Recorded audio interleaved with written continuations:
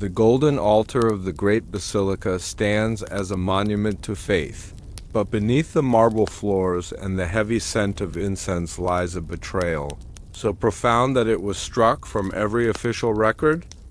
For centuries, the world was told that the depths held only the remains of the faithful, but a secret chamber exists, sealed with a door of iron and ancient oak, a barrier never meant to be opened by mortal hands. This is not a story of divinity, but a narrative of a forbidden truth buried by those who feared that the light of discovery would burn their empire to the ground. Within these subterranean shadows, a lie was whispered into the stone, a curse that has outlived the men who cast it. They spoke of a sacred silence, but the silence was a cage for something far more terrifying than a mere ghost or a lost relic. It was a secret that could dismantle the very foundation of history, a truth so dangerous that kings and emperors conspired to keep it hidden in the dark, damp silence of the earth. We have been lied to for 1,000 years, and the evidence is rotting just inches beneath the feet of the unsuspecting pilgrims. This is the truth the king buried. Now, let us turn back the pages of the years. The light is dim, the chamber is quiet, and the scent of aged parchment fills the air. Breathe in the stillness of the night as we descend into the history that time forgot. Moving past the pillars of the known world and into the embrace of the forgotten. The year was 319, a pivotal moment when the Roman Emperor Constantine ordered the construction of a grand structure over an ancient necropolis. On the surface, it was an act of supreme devotion, a gesture of power intended to unify a fractured world under a single banner of belief. However, the workers who cleared the soil and laid the massive foundations spoke in hushed tones about what they encountered in the deep. This was a site of ancient burials, a hillside where the dead had rested for centuries before the first stone of the basilica was ever touched. The historical anchor of this era reminds us that Constantine was not just a man of faith, but a master of political optics. And every stone laid was a calculated move to secure his legacy. As the massive walls rose, a hidden door was commissioned, a portal that led down into the deepest recesses of the hill, far below the ornate tombs of the elite. This door was crafted by smiths who were sworn to silence, men who understood that to speak of their work was to invite an early grave. The iron was cooled in the waters of the Tiber, and the wood was taken from a forest that no longer exists on any map. It was placed at the end of a winding staircase. A narrow descent where the air grows cold and the weight of the mountain above feels like a physical presence against your chest. As you visualize this descent, feel the cooling air on your skin and the rhythmic sound of your own footsteps against the ancient stone. The darkness here is absolute, a heavy velvet that swallows the flicker of a torch. It is a place where the passage of time is measured not in hours, but in the slow, persistent drip of water from the ceiling, echoing like a heartbeat in the void. What did the emperor fear would escape if this door were ever unlatched? Was it a physical treasure or a psychological revelation that would render his new religion obsolete? The mystery remains locked behind that iron face, a silent sentinel standing guard over a reality we were never supposed to witness. The documents from this period, particularly the secret logs of the architects, mention a specific location known as the Scavi. Today, we know it as the excavations, but in the 4th century, it was a restricted zone where even high-ranking officials were forbidden to enter. Historians have confirmed that the foundation of the modern structure sits directly atop a massive pagan cemetery, a city of the dead that was intentionally entombed in concrete and stone to hide its secrets from the rising sun. Every 500 words of our journey, we find ourselves standing before another layer of this architectural deception. The air is thick with the scent of wet earth and ancient dust. You can almost hear the whispers of the thousands of souls whose resting places were disturbed to make way for the new world order. The question that haunts the archives is why? Why build on top of such a volatile site? The answer lies in the very nature of the door itself. It was not meant to keep people out. It was designed to keep something in. Imagine the rhythmic motion of the shovel hitting the earth, the sound muffled by the thick stone walls. The workers were often prisoners or those with nowhere else to go. People whose lives were as disposable as the dirt they moved. The rhythmic labor of the fourth century gave way to a silence that lasted for over 1,000 years. A period where the surface world evolved, empires crumbled, and the maps of Europe were redrawn time and again. Yet, beneath the grand architecture of the growing city, the door remained, its iron hinges rusting in the damp air, but its purpose never faltering. To understand the weight of what lies behind that barrier, we must look at the structural history of the site itself. The ground beneath you is not solid earth, but a labyrinth of layered history. A vertical timeline where each century is stacked upon the last like the pages of a heavy, forgotten book.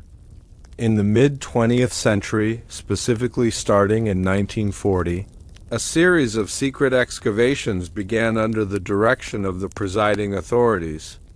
They were searching for the bones of a founder, but what they found instead was a city of the dead that defied their understanding of the past. As we drift further into the history, imagine the flickering light of a researcher's lamp reflecting off the damp stone walls. The air here has not been breathed by a living soul in over 16 centuries.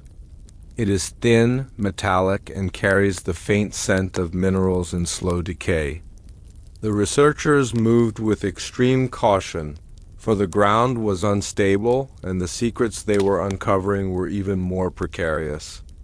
This historical anchor takes us to the 1940s, when the discovery of the tomb of the Yuli revealed vibrant mosaics that blended ancient pagan symbolism with early spiritual themes.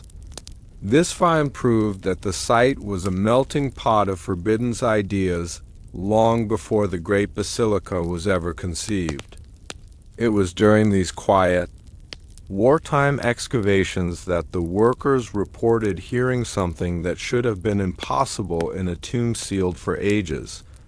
This brings us to a question that has puzzled the few who have seen the restricted files. Why did the lead architect of the 1942 excavation suddenly stop his work and order a specific section of the lower tunnels to be filled with reinforced concrete?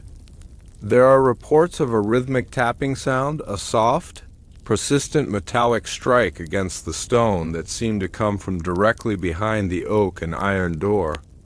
The tapping did not follow the pattern of dripping water or the settling of the earth. It was deliberate, and it stopped only when someone approached the door. This mystery remains one of the few anomalies in the archival records, a detail that was never explained and never spoken of again in the official reports. It is the first of many questions that will keep the mind wandering through the darkness as the body finds its rest. The descent continues, deeper into the psychological weight of the silence. The silence here is not the absence of sound, but a heavy, velvet presence that wraps around your senses. You can feel the coolness of the subterranean air, a constant 55 degrees Fahrenheit, regardless of the scorching sun or the freezing winds on the surface above. This thermal stability has preserved things that should have long ago turned to dust.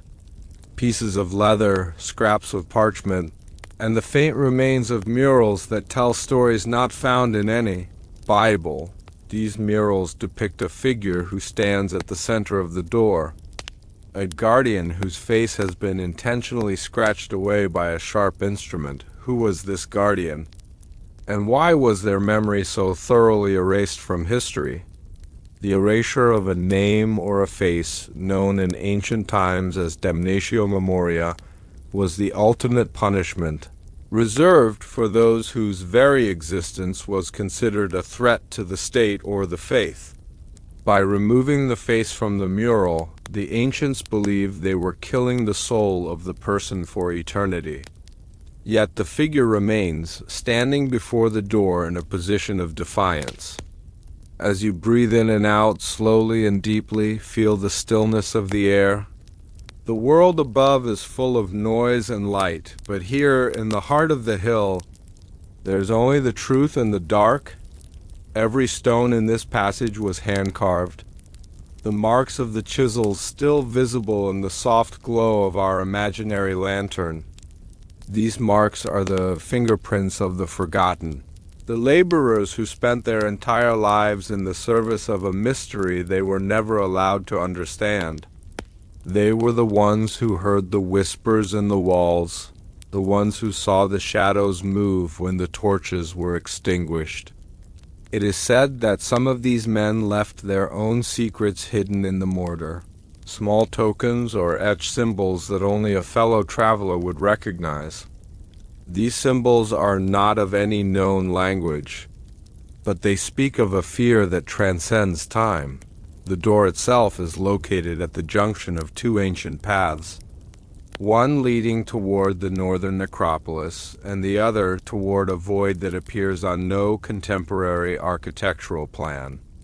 The wood of the door is petrified, turned almost to stone by the passage of time, and the minerals in the water that occasionally seeps through the ceiling. To touch it would be to feel the cold, unyielding texture of history itself. It does not give, it does not creak.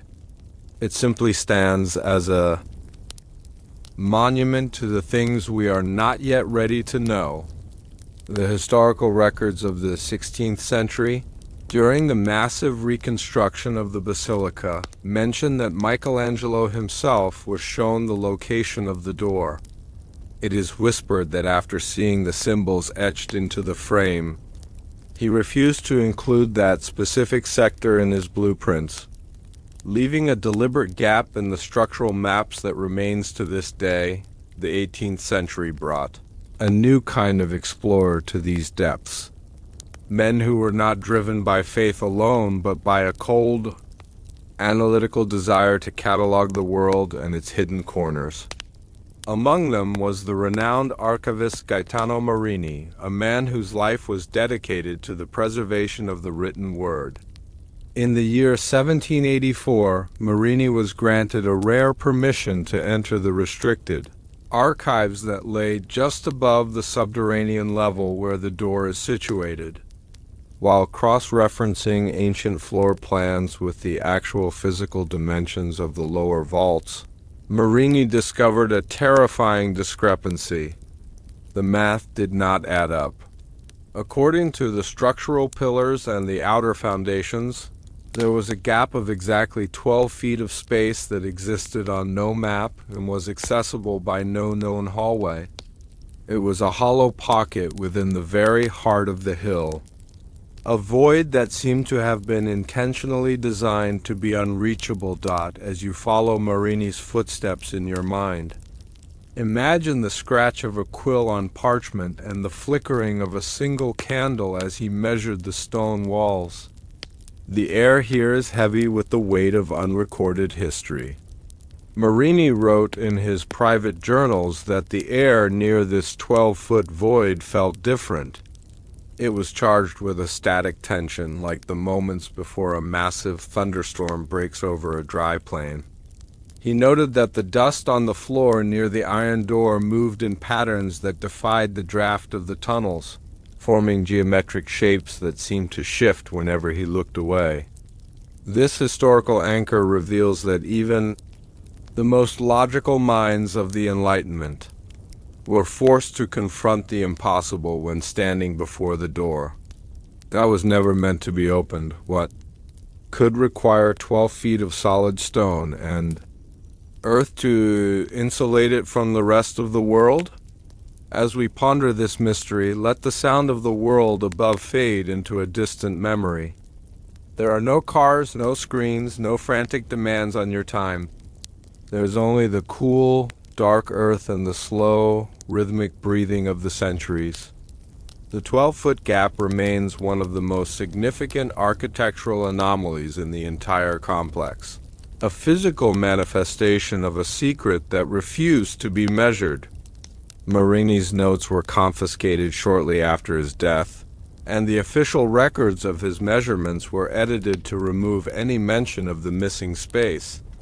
However, a single copy of his original findings survived, passed down through a lineage of keepers who understood that some truths are too heavy to be buried forever. By the 19th century, the fascination with the subterranean grew into a scientific obsession.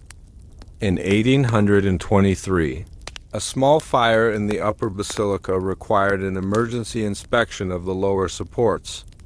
Engineers were sent down with early lanterns to ensure the structural integrity of the site.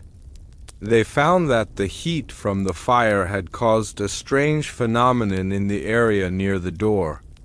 The ancient iron had begun to hum, a low-frequency vibration that could be felt in the solace of the men's boots long before it could be heard. One engineer, a man named Lorenzo, reported that the vibration was not random. It possessed a cadence, a rhythmic pulsing that felt like a slow, deep breath. This leads us to our next mystery, a question that has never been answered by any official source. If the door is a barrier made of solid iron and petrified oak, how could it transmit a vibration that felt organic in nature? Some have suggested that the door is not a door at all, but a seal for a natural vent that leads to the very core of the earth. Others, however, whisper that the seal is keeping something alive, a presence that has survived since the time of the Caesars by slowing its own heartbeat to match the pace of the shifting tectonic plates. The engineers in 1823 were ordered to leave the sector immediately, and a new layer of brickwork was added to the outer hallway to muffle the sound of the humming dot. As you visualize this new wall being built, brick by brick, feel the sense of closure it brings. The secrets are being tucked away, hidden behind layers of human effort. The air in this new corridor is still and dry. The sound of the trowel against the mortar is a rhythmic, soothing click. The men working here did not speak, for they knew the gravity of their task. They were building a tomb for a secret, ensuring that the humming from behind the door would never reach the ears of the public. This act of concealment is a recurring theme in our history, a desperate attempt to maintain a fragile peace by ignoring the darkness that growls beneath the floorboards. The historical anchor of the 19th century is marked by the rise of the secret, societies who claim to have keys to the door. These groups, often composed of high-ranking officials and scholars, met in the shadows of the lower vaults to discuss what they called the primal truth. They believed that the door led to a library of pre-flood knowledge, a collection of records that predated every known civilization. They spoke of the door as the entrance to the true archives of humanity, a place where the origins of our species were recorded on tablets of an unknown metal. While no evidence of these keys has ever been found, the records of their meetings describe the door with a reverence that borders on terror. The journey through the centuries brings us, finally, to the present day, where the ancient mysteries of the hill are guarded by the most sophisticated technology the modern world can offer. In the year 1950, a formal and final announcement was made regarding the excavations that had taken place during the war years. It was declared that the resting place of the founder had been identified. Yet curiously, the specific sector containing the iron and oak door was omitted from the public presentation. This historical anchor marks the moment when the official narrative was sealed, much like the door itself, leaving the deeper truths to the silence of the archives and the whispers of the underground. Today, the area is monitored by motion sensors and thermal cameras that operate in total darkness, ensuring that no unauthorized soul ever sets foot near the forbidden's threshold. As you lie there, feeling the weight of your body sink into the soft embrace of your bed, imagine the quiet hum of these modern machines in the ancient dark. The contrast is profound. The cutting edge of human innovation standing watch over a secret that predates the very concept of science. Those who monitor the feeds from the deep have occasionally reported strange glitches on their screens, thermal ghosts that appear for a fraction of a second before vanishing into the static. These shapes do not move like humans, they flow like shadows, or perhaps like the very air itself, as it circulates through the forgotten gaps in the stone. The question that remains is whether these are mere technical errors, or if the technology is capturing a glimpse of the energy that Gaetano Marini felt in the 18th century. The air in the modern corridors is filtered and controlled, a stark difference from the heavy mineral scent of the lower vaults. Yet, if one stands perfectly still near the wall that hides the 12-foot void, a faint, rhythmic sound can still be heard. It is a low-frequency pulse, a steady beat that matches the slow pace of your own breathing. Some say it is the sound of the city above, the vibration of traffic and life filtered through layers of earth. But the researchers who have spent their lives in these tunnels know better.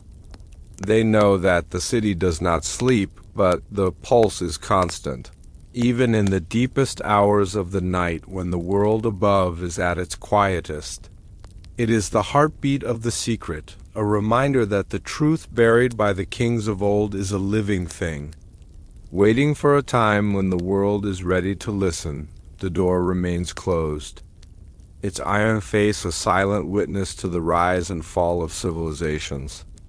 It has seen the transition from oil lamps to electricity, from parchment to digital code, and yet its mystery remains untouched by the passage of time. As the light of your consciousness begins to dim, visualize the door one last time. It is not a symbol of fear, but a symbol of the vast, unexplored depths of our own history. We are but travelers on the surface of a deep and ancient ocean, and the things we keep hidden are often the things that define us the most. The silence of the hill is a gift, a space where the noise of the modern world cannot reach, and where the truth can simply exist without the need for explanation. Now, as you drift toward the edge of a deep and restorative sleep, consider the path we have taken. From the first stones laid by Constantine to the secret measurements of Marini, and finally to the silent surveillance of today. Every step has been a descent into a deeper understanding of the unknown. The door is still there, inches beneath the feet of the world, guarding a story that began before we were born and will continue long after we are gone. Let the rhythm of history pull you deeper into the dark, where the air is cool and the secrets are safe. But even as this chapter closes, another is beginning to surface from the shadows. For while the door beneath the hill remains sealed, other whispers are reaching us from the east, whispers of a silent library buried beneath the shifting sands of a desert that has forgotten its own name. What if the truth behind the door is only half of the story, and the other half is waiting to be found in a place where the wind speaks in the tongues of dead empires? The silence is calling, And the answer lies just beyond the next horizon, in the heart of an empire that demanded absolute spiritual obedience.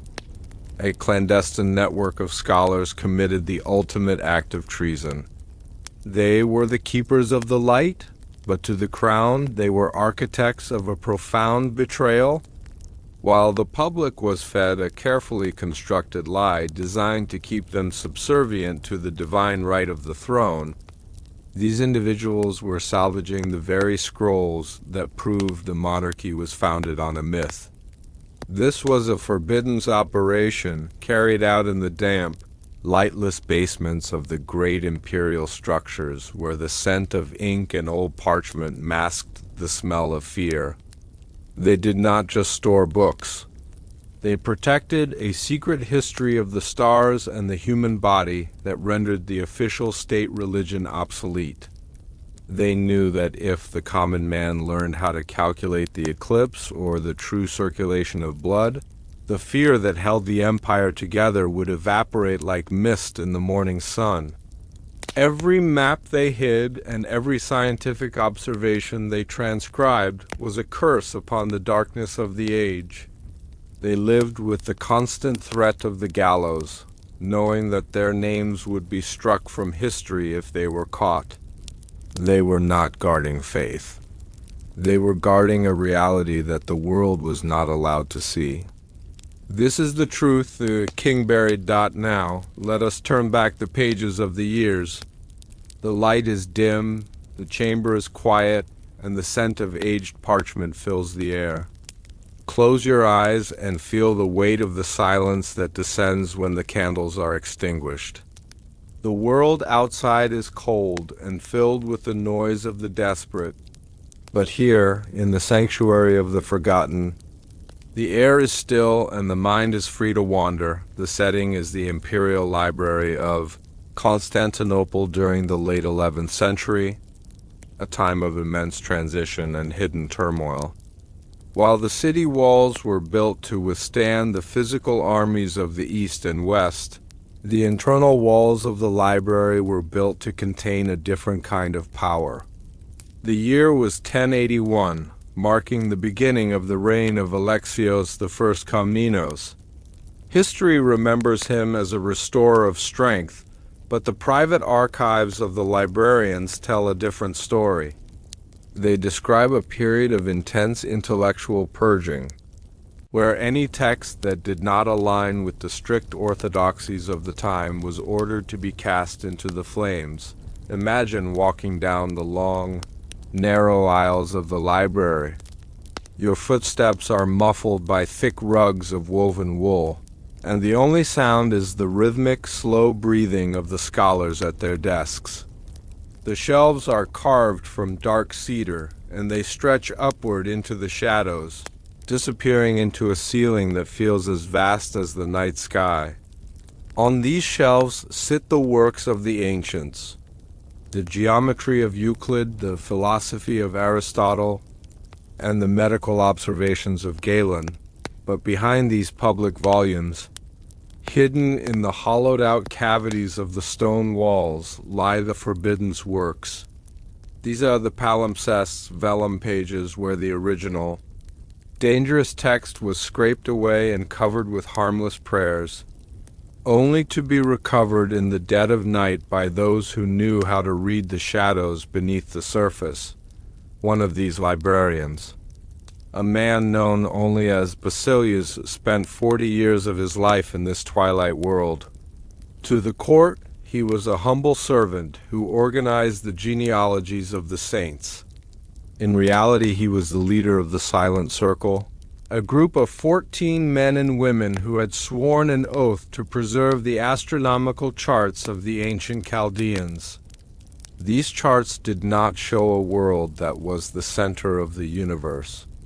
They showed a vast, indifferent cosmos where the movements of the planets were governed by math, not by the whims of a deity. Basilius understood that this information was a slow-acting poison to the established order. If the stars moved by logic, Then the divine signs used by the king to justify war were nothing more than natural cycles. As you breathe in the cool, dry air of the library, feel the tension in Basilius's hands as he carefully rolls a scroll of papyrus. The material is fragile, cracking like autumn leaves under his touch. Every movement must be precise. There is no room for error when the penalty for curiosity is death. He works by the light of a single, shielded lamp, the flame dancing in his eyes as he compares the ancient observations with his own. He is not just a librarian. He is a guardian of the human future, a man who understands that without the truth, we are all just sleepwalkers in a dream of someone else's making. The historical anchor of this period reminds us that the Imperial Library was one of the last bastions of organized knowledge from the classical world, surviving multiple fires and sieges before its eventual decline. It held over 100,000 volumes at its peak, making it the most significant repository of thought in the Mediterranean. But the true value was not in the number of books, but in the quality of the secrets they held. Basilius and his circle were practicing a form of intellectual alchemy, turning the base lead of state-approved dogma into the gold of objective reality. They operated in the gaps between the laws, using the very bureaucracy that sought to control them as a shield for their work. Every 500 words we journey together, we find another layer of this clandestine operation. The library was not just a building, it was a living organism, a labyrinth of hidden stairs and false floors. Behind a tapestry depicting the triumph of the empire lay a small circular room known as the Chamber of the Unspoken. It was here that the most dangerous texts were kept, those that dealt with the origins of the crown itself. These scrolls detailed a history of conquest and political maneuvering that contradicted the official stories of divine selection. To read them was to see the machinery of power exposed in all its cold, calculated detail. As you listen to the rhythmic pulse of your own heart, imagine the silence of that hidden room. It is a place where time stands still. The air is thick with the dust of centuries, a fine powder that settles on your skin like a second soul. What would you do if you held the key to such a secret? Would you risk everything to ensure that the light of truth was not extinguished forever? The librarians did not hesitate. They saw themselves as the bridge between what was and what could be, the thin line standing between civilization and the void of permanent ignorance. As the night deepened over the Golden City, the air within the scriptorium grew heavy with the scent of iron gall ink and the soft, organic aroma of stretched vellum. To the outside observer, the scribes were merely copying the hagiographies of the Desert Fathers. But beneath the rhythmic scratching of the quills, a silent war was being waged against the encroaching darkness of forced ignorance. Basilius and his associates were masters of a technique known as micro-writing, where they would embed revolutionary scientific formulas within the decorative borders of religious illuminations. A gold-leafed vine might contain the mathematical proof of the Earth's circumference, while the ornate drapery of a saint's robe hid the chemical properties of medicinal herbs that the state had deemed witchcraft. This brings us to a soft mystery that has haunted archival researchers for centuries. A question that remains unanswered in the official catalogs of the imperial collection.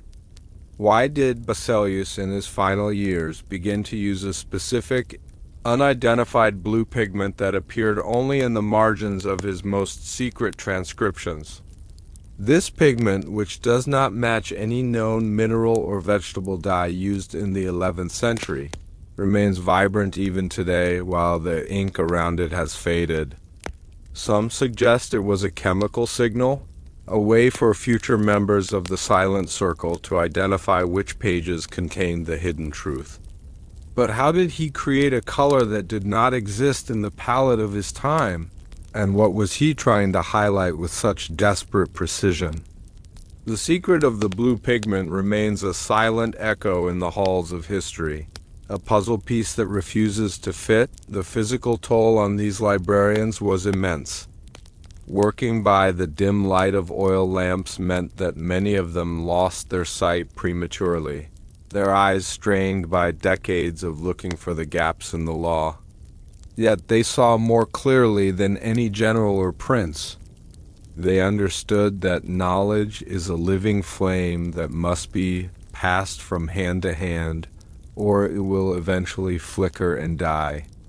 In the year 1096, as the first waves of the Crusades began to wash against the shores of the city, the pressure on the library intensified. The historical anchor of this period is the arrival of the Western armies, which brought with them a different kind of zealotry. The librarians realized that their threat was no longer just internal. They were now standing between two opposing forces of faith, both of which viewed secular knowledge as a direct challenge to their authority. Imagine the sound of the city at war, the distant clank of armor and the shouting of men in the streets, all of it muffled by the massive stone walls of the library. Inside, the world is governed by a different rhythm. It is the sound of the page turning, a soft, dry whisper that signifies the survival of an idea. Basilica sat at his desk, his fingers stained with ink that would never truly wash away. He was transcribing the works of Hypatia of Alexandria, a woman whose genius had been torn apart by a mob centuries earlier. Her maps of the stars were more accurate than anything produced in 1,000 years, and as Basilius copied her calculations, he felt a profound connection to the past. He was not just a man in a room, he was a link in a chain that stretched back to the great library itself. The air in the scriptorium is cool, almost cold, as the stone floor draws the heat from your feet. Breathe in the stillness of this sanctuary. Feel the focus and the calm that comes from knowing your purpose. The librarians did not seek fame or wealth. They sought only the continuation of the truth. They were the architects of a silent resistance, using the very tools of the empire to dismantle its lies. Every 500 words of our journey, we encounter the sheer scale of their dedication. They developed a system of shorthand that allowed them to condense entire volumes into a few pages, which were then hidden inside the hollowed-out covers of massive approved texts. The historical anchor of the year 1100, and foretells us of a massive inventory taken by the court officials, an attempt to find the source of the rumors that the library was harboring heretical thought. The inspectors moved through the aisles with torches, their shadows dancing like giants on the walls. Basilius stood by as they opened book after book, his heart beating a steady, calm rhythm. He knew the secrets were safe, for the inspectors were looking for words they recognized, while the truth was hidden in the geometry of the margins and the patterns of the decorative ink. The officials left empty-handed, never realizing that they had held the very evidence they sought in their own hands. As you lie still, let the image of the library fade into a soft golden blur. The librarians are still there, their quills moving in silence, their eyes fixed on the light of a single candle. They are the watchers in the night, the ones who ensure that the morning will eventually bring the sun. The weight of the world is balanced on the tip of their pens, and they do not tremble. They know that a king can burn a city, but he cannot burn a thought once it has taken root in the mind of a single person. This realization is the ultimate comfort, a shield against the chaos of the passing years. What other secrets did they hide within the architecture of their books? Beyond the stars and the medicine, there are whispers that they recorded the true lineage of the empire, a history of blood and betrayal that would have unseated the emperor in a single day. These pages, known as the Shadow Chronicles, were never found by any inspector. They were said to be hidden not in a book, but within the very walls of the library itself, encased in lead and buried behind a stone that bore no mark.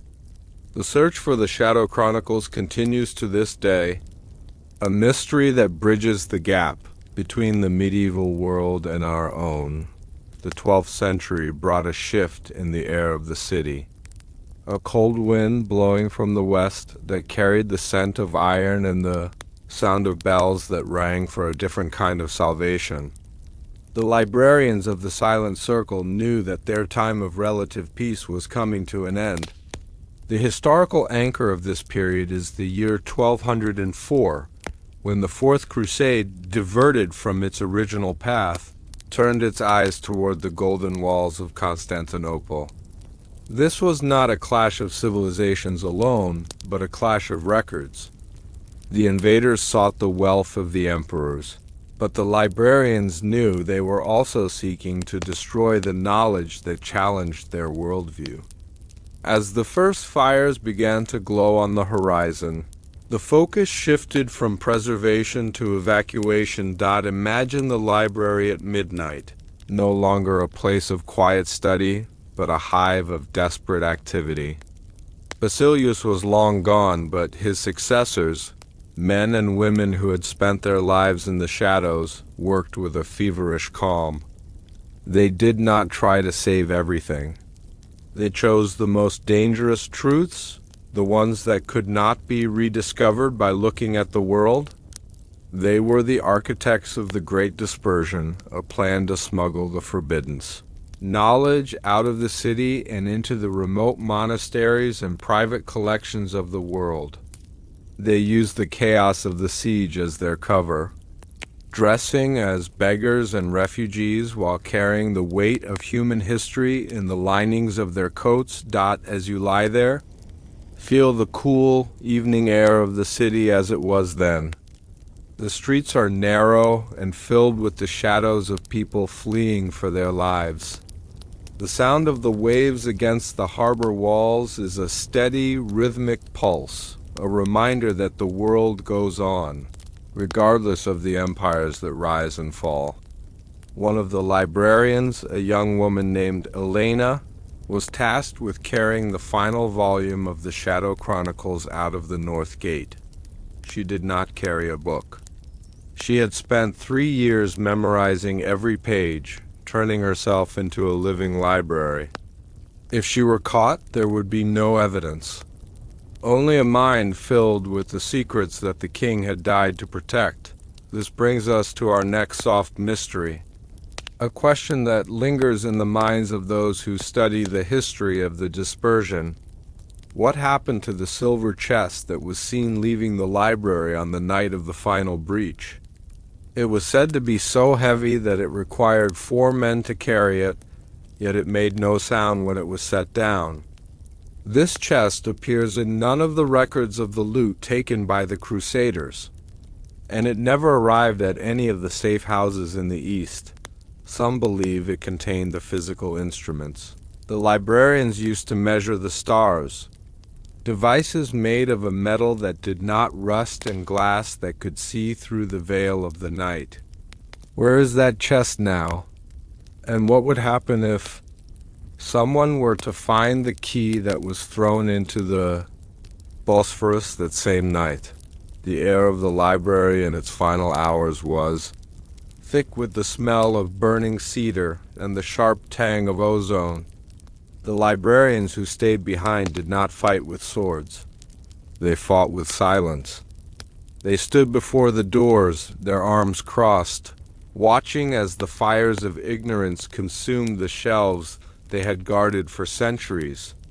But they were smiling, for they knew the truth was already gone.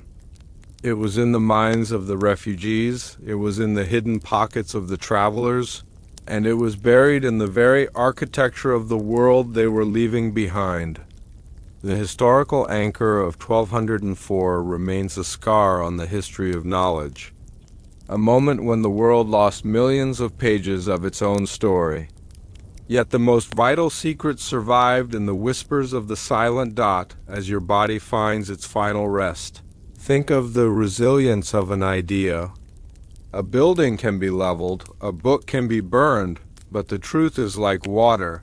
It finds every crack and every crevice, waiting for the moment when it can flow again. The librarians knew this.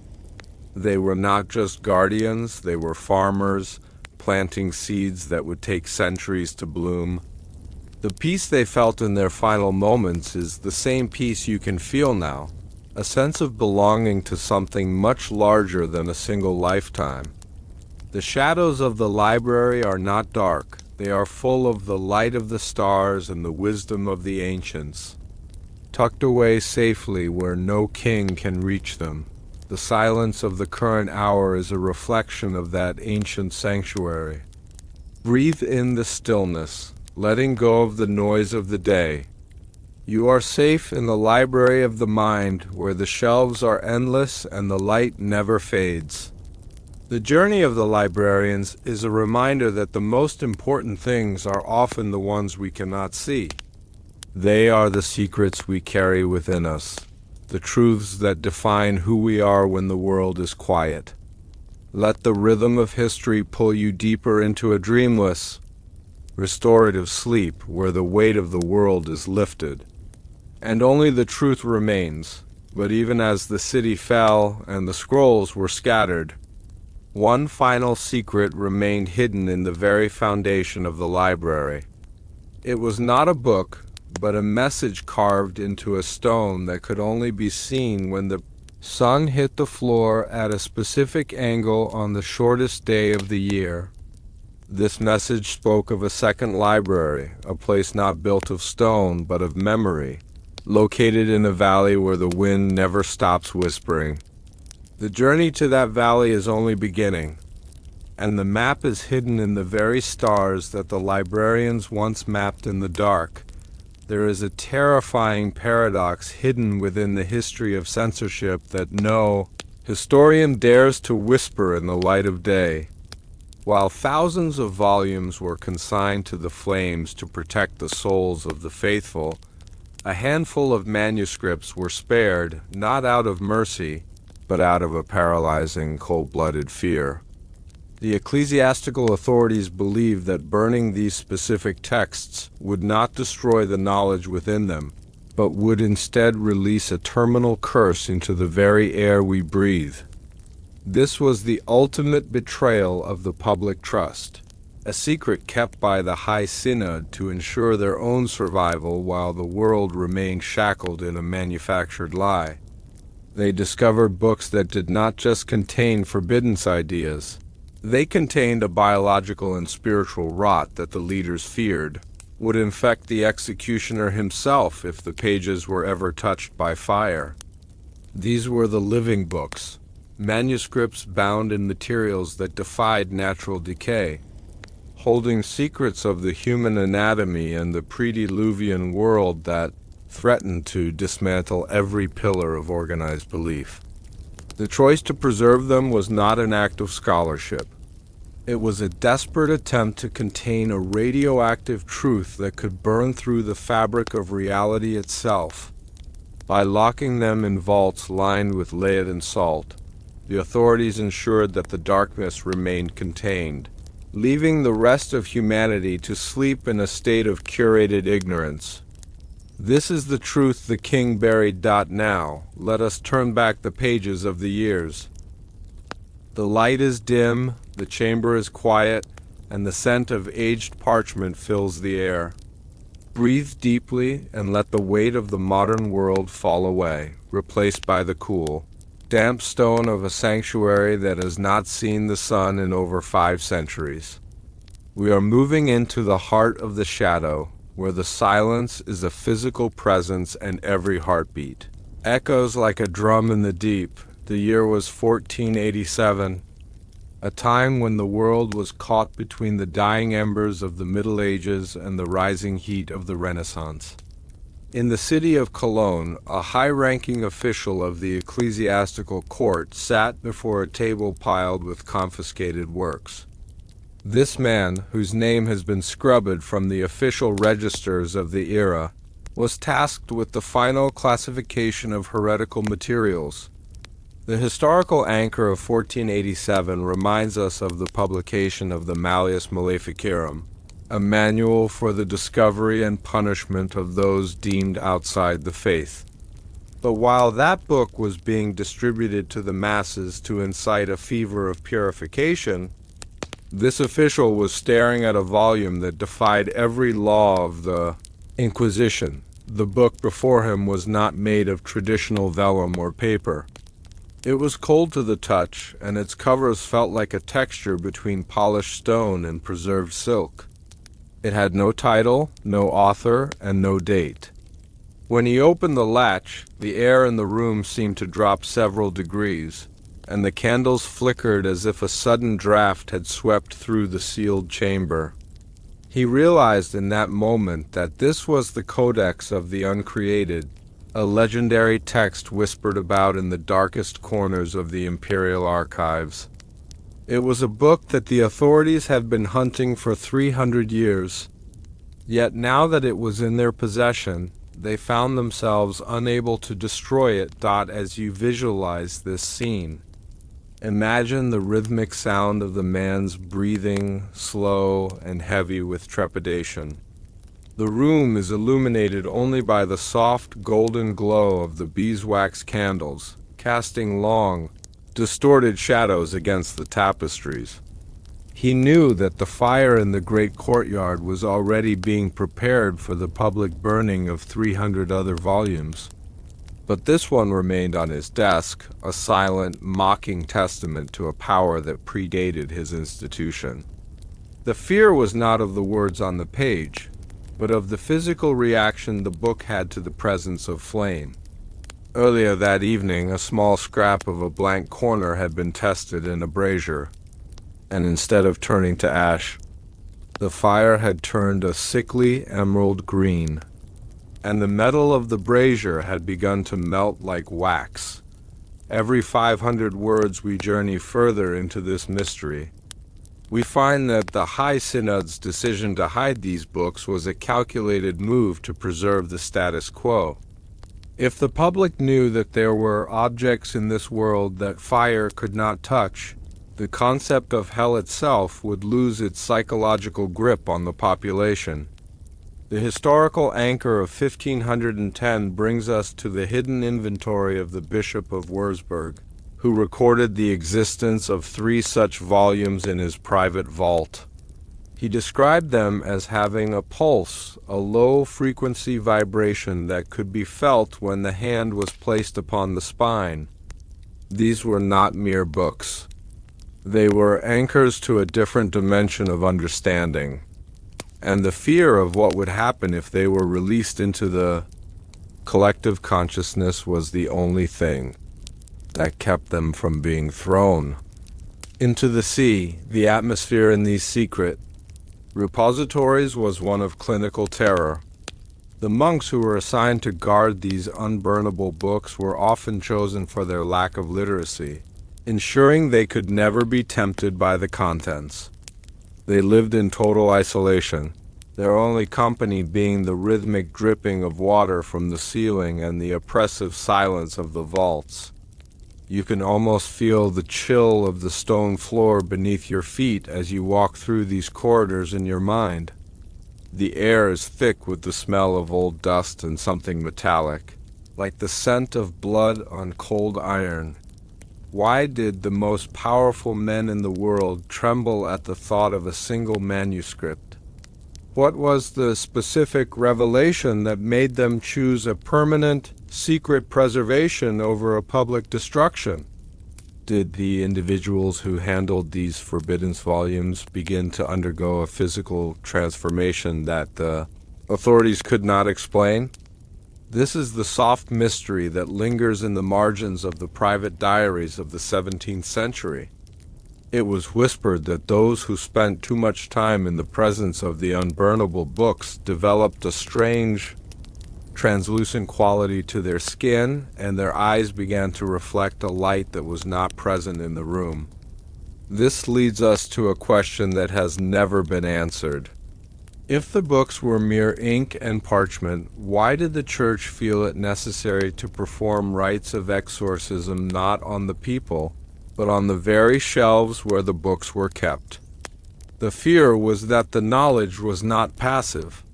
It was an active force that sought to rewrite the biology of anyone who dared to contemplate its meaning. The historical anchor of 1543 marks a pivotal moment in the history of the human body. This was the year Andreas Vesalius published his revolutionary work on anatomy, challenging centuries of established medical dogma. While the public marveled at the detailed woodcuts of muscles and bone, a darker version of this research was being conducted in the secret cellars of a monastery in the Black Forest. Here, a group of renegade monks was comparing the findings of Vesalius to a manuscript that the Church had refused to burn in the previous century. This manuscript contained anatomical drawings that showed a secondary nervous system, a network of fibers that seemed to process light rather than physical sensation. The authorities realized that, if this ever became known, the entire concept of the human soul as a mystical, untouchable entity would be replaced by a biological reality that they could not control. As you settle deeper into the stillness of the night, imagine the flickering shadows of the monastery. The air is cool and smells of damp earth and the sharp, acidic scent of early chemical experiments. The monks worked in total silence, their movements rhythmic and precise. They understood that they were walking a fine line between enlightenment and total erasure. Every time they turned a page of the forbidden text, they felt a faint electrical hum through their fingertips. This was the physical manifestation of the fear that had gripped the High Synod. The book was not just a record of the past. It was a blueprint for a future that the Church was determined to delay for as long as possible. The weight of this responsibility was almost too much for a human mind to bear. To know that you are holding a truth that could set the world on fire, yet having to keep it hidden in a box of lead. The psychological layer of this story is the most profound. Imagine the internal conflict of a man who has dedicated his life to a faith, only to find a book that proves his faith is built on a misunderstanding of the universe. He cannot burn the book because he fears the spiritual consequences, but he cannot share it because he fears the social chaos. He is a prisoner of his own knowledge, locked in a vault of his own making. This is the true meaning of the silence that surrounds these works. It is not the silence of peace, but the silence of a long, sustained scream. Every 500 words we uncover a new layer of this architectural and spiritual deception. By the mid-16th century, the inventory of unburnable books had grown to include works from the fallen empires of the East, brought back by travelers who did not realize the danger they were carrying. The historical anchor of 1572 brings us to the court of Emperor Rudolf II in Prague. Rudolf was a man obsessed with the occult and the hidden sciences, and he is said to have possessed a book that was written in a language that no scholar on earth could decipher.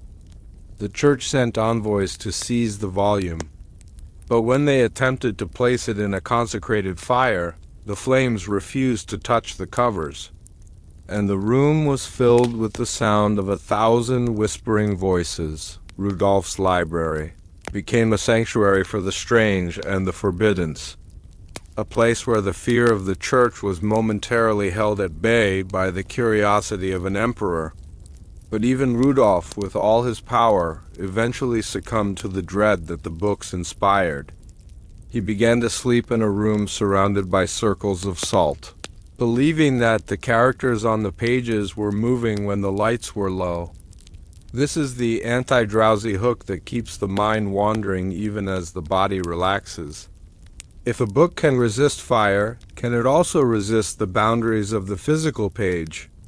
Some reports from the period claim that the text would change depending on who was reading it, revealing personal secrets and future calamities that drove the readers to the brink of madness. The air in Rudolph's library was different from the damp cellars of the monasteries. It was dry, dusty, and filled with the scent of exotic spices and old leather.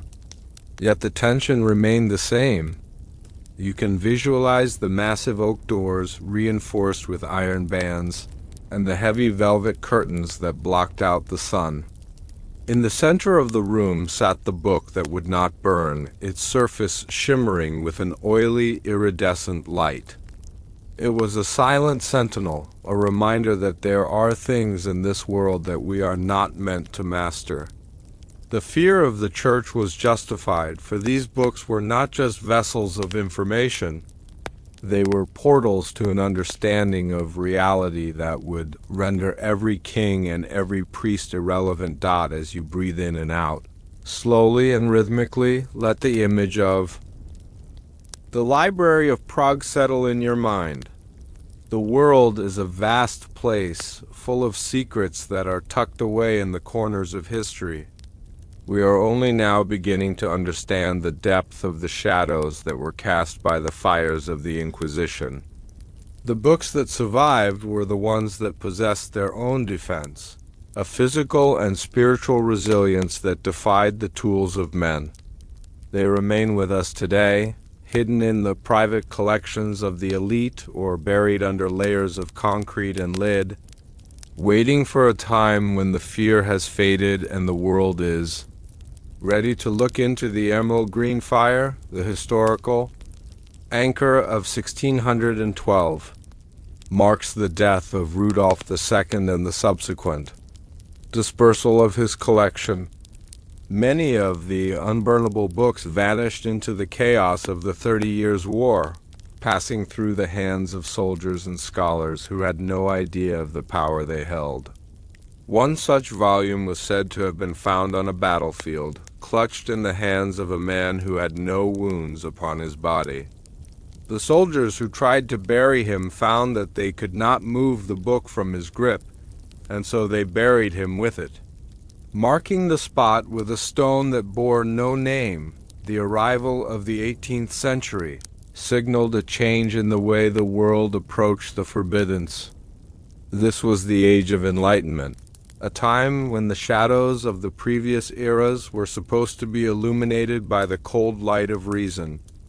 But for the keepers of the unburnable books, the light of reason only made the darkness of their charge more evident.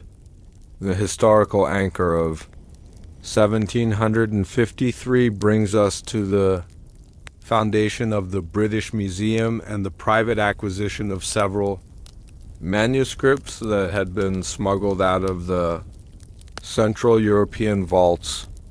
These texts were not placed on public display. Instead, they were categorized under the label of curiosities, a word used to diminish their importance while keeping them safely under lock and key. One particular librarian, a man of profound intellect named Charles, noted that several of these manuscripts emitted a faint, rhythmic sound, a sequence of pulses that matched the gravitational pull of the moon. As you lie perfectly still, feel the rhythmic pulse of the night as it settles around you. The world of 1753 was one of shifting boundaries, where the old magic was being replaced by the new science. Yet the books remained as they always were, defiant and unchanged. Charles wrote in his private letters that he felt a sense of profound vertigo whenever he entered the restricted room. It was as if the books were not sitting on the shelves, but were floating in a space that did not obey the laws of physics. He began to wonder if the fear that had gripped the church for centuries was not a fear of a curse, but a fear of a different kind of reality. a reality where the human mind was merely a guest in a much larger and more complex house. The atmospheric layer of this period is one of hushed libraries and the scratch of steel pens on heavy paper. You can visualize the tall, arched windows of the archive, the moonlight streaming through the glass and casting long, pale rectangles across the floor. The books sit in the center of the room, their leather covers shimmering in the dark. They do not smell of old paper. They smell of the ocean after a storm, a sharp, clean scent that clears the mind and opens the senses. This is the comfort of the unknown, the realization that even in a world of maps and measurements, there are still places that remain wild and untamed. The librarians of this era were the new high priests, guarding the secrets of the unburnable with a scientific detachment that masked a deep and abiding awe. By the 19th century, the fear had evolved into a sophisticated form of management. The historical anchor of 1888 takes us to the secret meetings of the Hermetic Order of the Golden Dawn in London. While they were known for their interest in the occult, their true focus was the recovery of the manuscripts that had been dispersed during the Napoleonic Wars.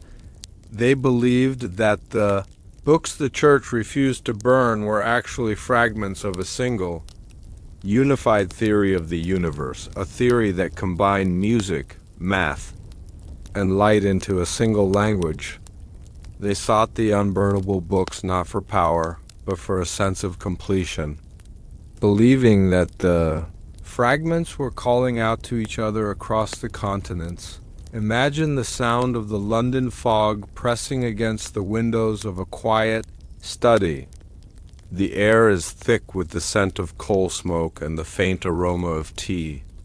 In the center of the table lies a single page, rescued from a fire that had leveled a small village in the Alps.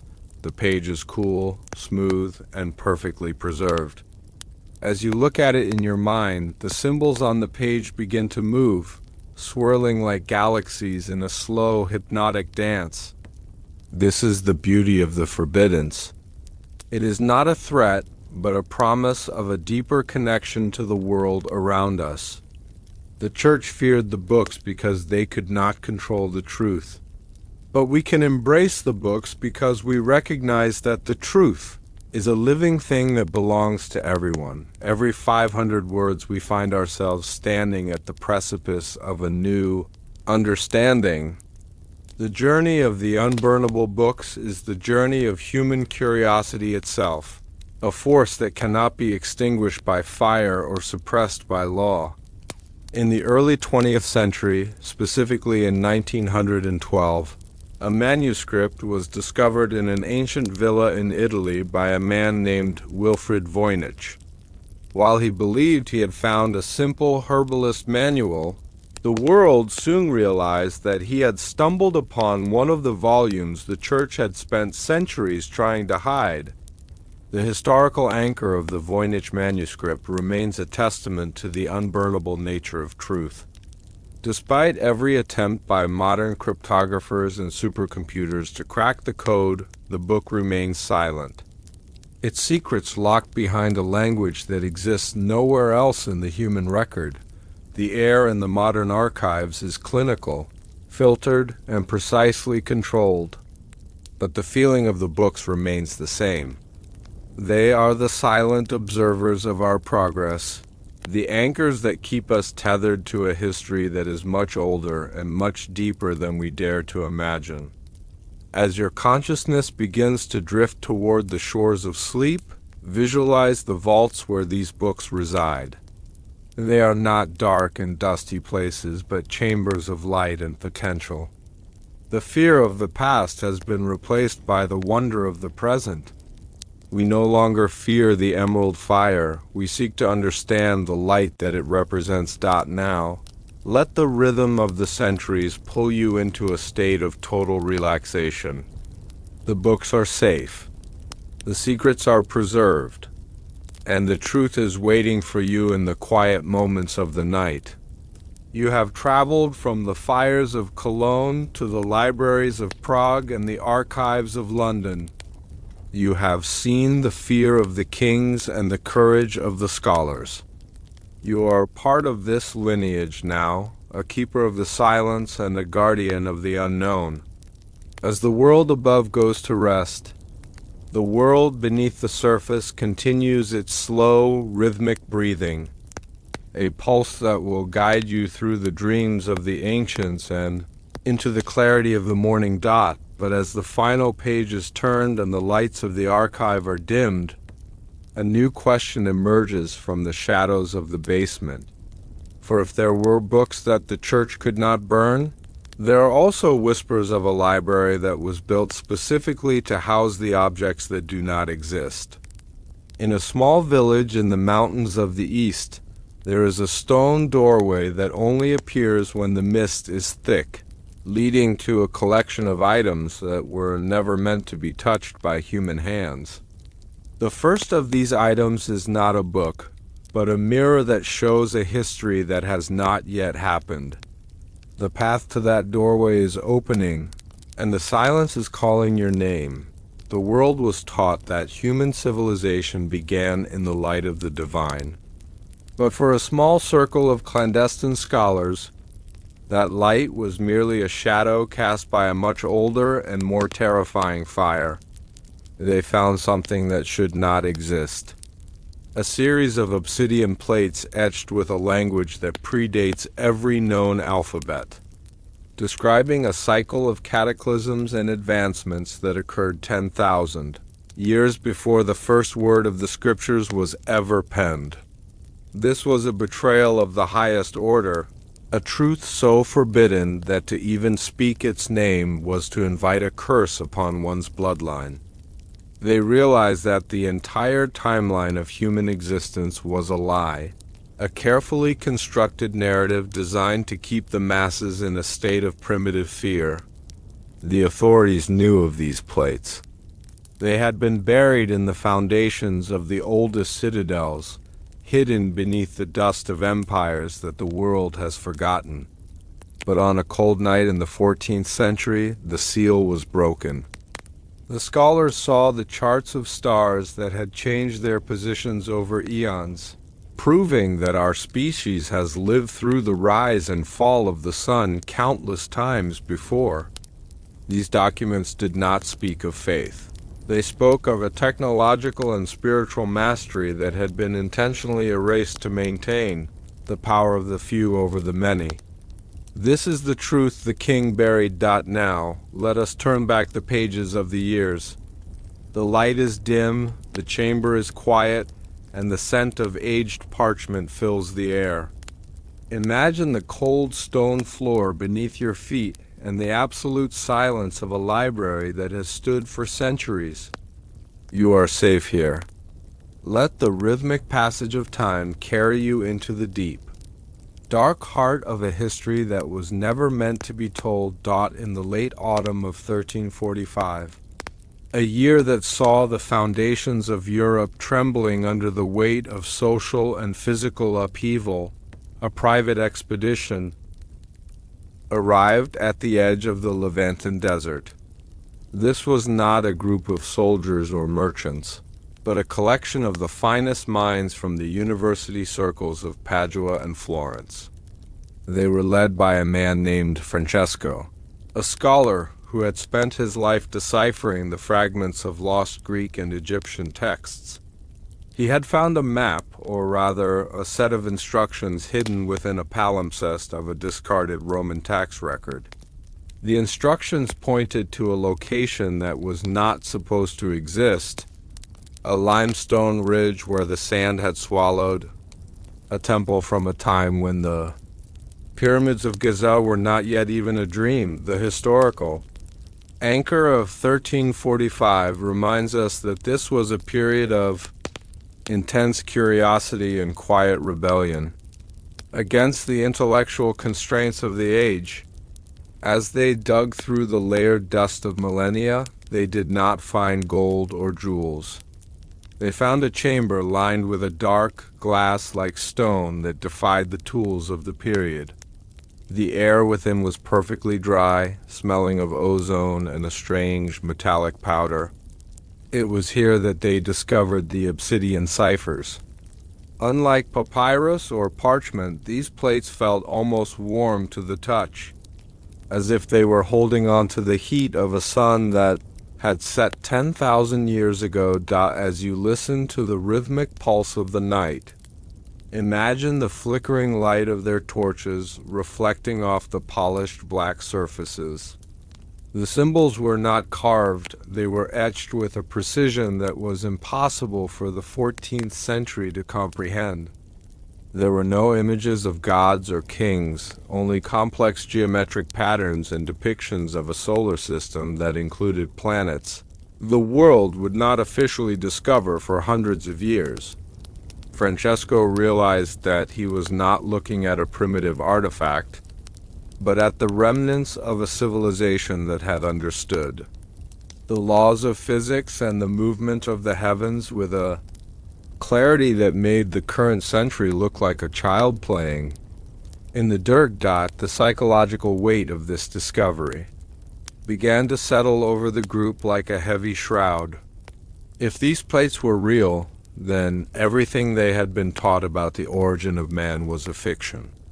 The story of a singular creation and a linear progression of history was a mask, designed to hide the fact that humanity had already reached the heights of greatness and fallen back into the shadows many times over.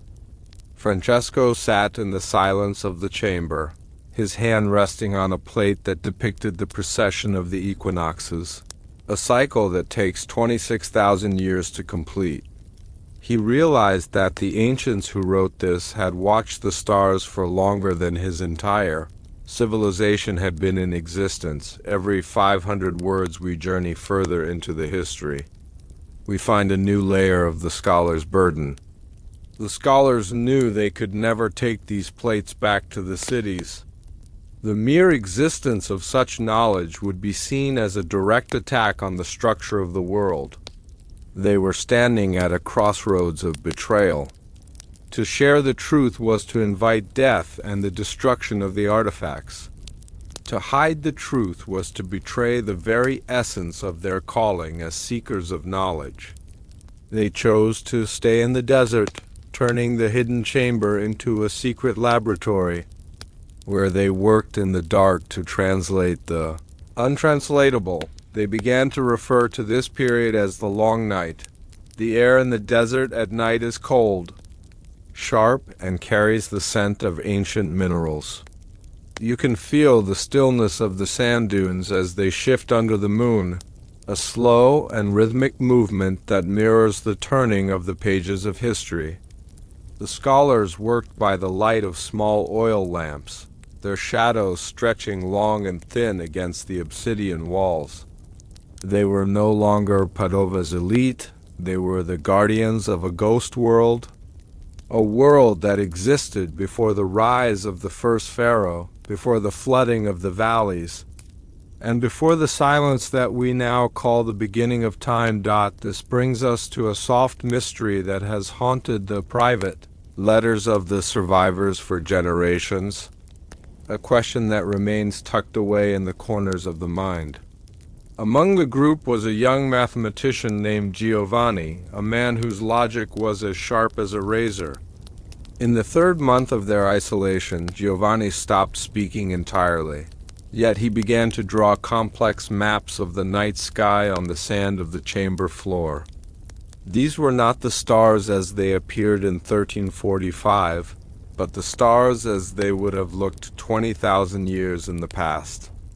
How could a man with no telescope and no modern charts visualize the rotation of the galaxy with such terrifying accuracy? Some whispered that the obsidian plates were not just recording history, but were acting as a bridge, allowing Giovanni's consciousness to slip through the cracks of time. The mystery of his silent transition and the source of his visions remains a cold, flickering light in the annals of the forbiddens. The atmosphere in the subterranean laboratory became one of deep, reflective focus, As you lie still, imagine the feeling of the cool desert sand slipping through your fingers, a rhythmic and soothing sensation. The world above was descending into chaos, for the year 1347 was fast approaching, the year the Black Death would begin its devastating march across the Mediterranean. The historical anchor of 1347 reminds us that while the surface world was being purged by a biological catastrophe, these scholars were hidden in a place where time itself seemed to have stopped. They were safe from the plague, but they were not safe from the weight of the knowledge they were uncovering. They found that the plates described a method of harvesting energy from the very movement of the tides and the wind, a technology that would have rendered the labor of serfs and the power of lords completely unnecessary. The realization that the social order was built on a foundation of artificial scarcity was a psychological blow that many in the group could barely withstand. If energy and warmth could be drawn from the earth itself, then the wars fought over land and resources were nothing more than a tragic, avoidable lie. Francesco wrote in his journal that he felt as though he were waking up from a long, feverish dream, only to find that the house he lived in was a cage. Every 500 words of our journey, we see the cost of this awakening. The scholars were no longer men of their time. They were becoming ghosts of a future that had already happened. The air in the chamber remained still, the only sound being the soft scratching of their pens as they recorded the translations into a secret ledger. They called the book of the primordial light. As you breathe in the calm of the night. Imagine the scent of the desert after a rare rainfall, a clean, earthy aroma that fills the lungs and relaxes the mind. The scholars were learning about the true nature of the human body, described in the plates as a vessel for a specific type of frequency. They learned of medicinal plants that had been intentionally driven to extinction because they could heal the mind and extend life beyond the limits set by the authorities. This was the ultimate betrayal. The discovery that death and sickness were often managed tools of control rather than inevitable natural laws. The information was so dense, so rich with possibility, that it felt like trying to drink from a waterfall. The historical anchor of 1348 brings us to the height of the great mortality when the social fabric of Europe was tearing at the seams. In the desert, the scholars were finishing their work on the third obsidian plate, which detailed a global map of the world, including 2 massive continents in the west. That would not be officially named for another century and a half. These maps showed trade routes that spanned the entire globe, connecting empires that used the power of the sun to light their cities. Francesco and his peers realized that the history they knew was merely the wreckage of a much larger ship, a ship that had sailed the stars and conquered the elements long before the first stone of the Roman Forum was ever laid. What would happen to a mind that had seen the blueprint of a perfect world, only to have to return to a world that was rotting? The psychological layer of their isolation grew more intense as the months turned into years. They began to see the desert not as a prison, but as a sanctuary of truth. You can feel the stillness of the midnight air, a heavy velvet cloak that protects you from the noise of the modern world. The rhythmic sound of the wind against the limestone ridge is a soothing lullaby, a song that has been sung since the beginning of the world. The scholars were the only ones listening. They were the only ones who knew that the darkness of their age was a choice, not a destiny. Every 500 words, the density of the information they recovered grew more profound. They found records of a great library that was not made of books, but of light, located in a place where the mountains meet the sea in the far north. This library was said to contain the memories of every soul that had ever lived, a collective archive of human experience that could be accessed by those who knew the correct frequency. The obsidian plates were merely the keys to this larger repository. The fear that had kept these plates buried for 10,000 years was the fear that if humanity ever regained access to its collective memory, no king, no priest, and no empire could ever hope to rule again. As the winter of 1350 began to settle over the scarred landscape of the Mediterranean, the world outside the hidden temple was a vastly different place than the one the scholars had left. The Black Death had cleared the stage of many who would have sought their lives, but it had also left a void of leadership and a hunger for power that made the truth even more volatile. Francesco understood that the technology of the obsidian plates could rebuild the world. But in the hands of the desperate, it could also be turned into a weapon of total subjugation. The historical anchor of 1350 marks the moment when the population of Europe had reached its lowest point, a time of profound silence where the air was clear of the smoke of industry and the noise of war. In this hollowed-out silence, the scholars made their final, agonizing decision. They would not bring the plates back to the cities of man. They would bury them once more, not as an act of cowardice, but as an act of sacred preservation for a future that might actually be worthy of them. Imagine the rhythmic sound of the massive stone slab being rolled back into place, sealing the chamber for what they hoped would be another 1,000 years. The air is cool.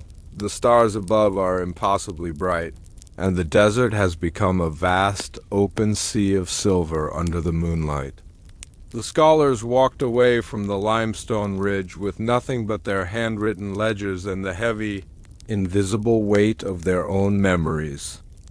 They had looked into the eyes of a history that was older than every temple, every cathedral, and every creed known to their era. They had seen the proof that humanity was once a species of the stars, a civilization that could move mountains with sound and heal the sick with light. But here is the question that remains, for us to ponder as we drift closer to the edge of sleep. If they buried the plates, where did the Book of Primordial Light go? In 1351, historical records from a remote monastery in the Swiss Alps mention the arrival of a mysterious traveler who carried a volume bound in a leather that felt like cold silk. This traveler did not speak, but he left the book in the hands of a young monk who was known for his talent in celestial mapping.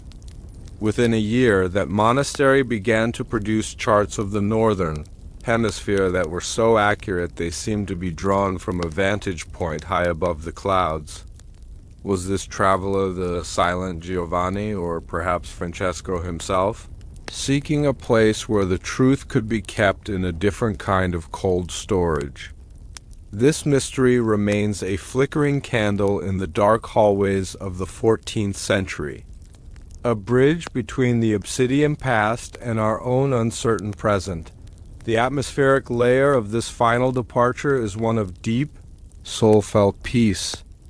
As you lie there, feel the stillness of the room around you, mirroring the stillness of the desert at dawn.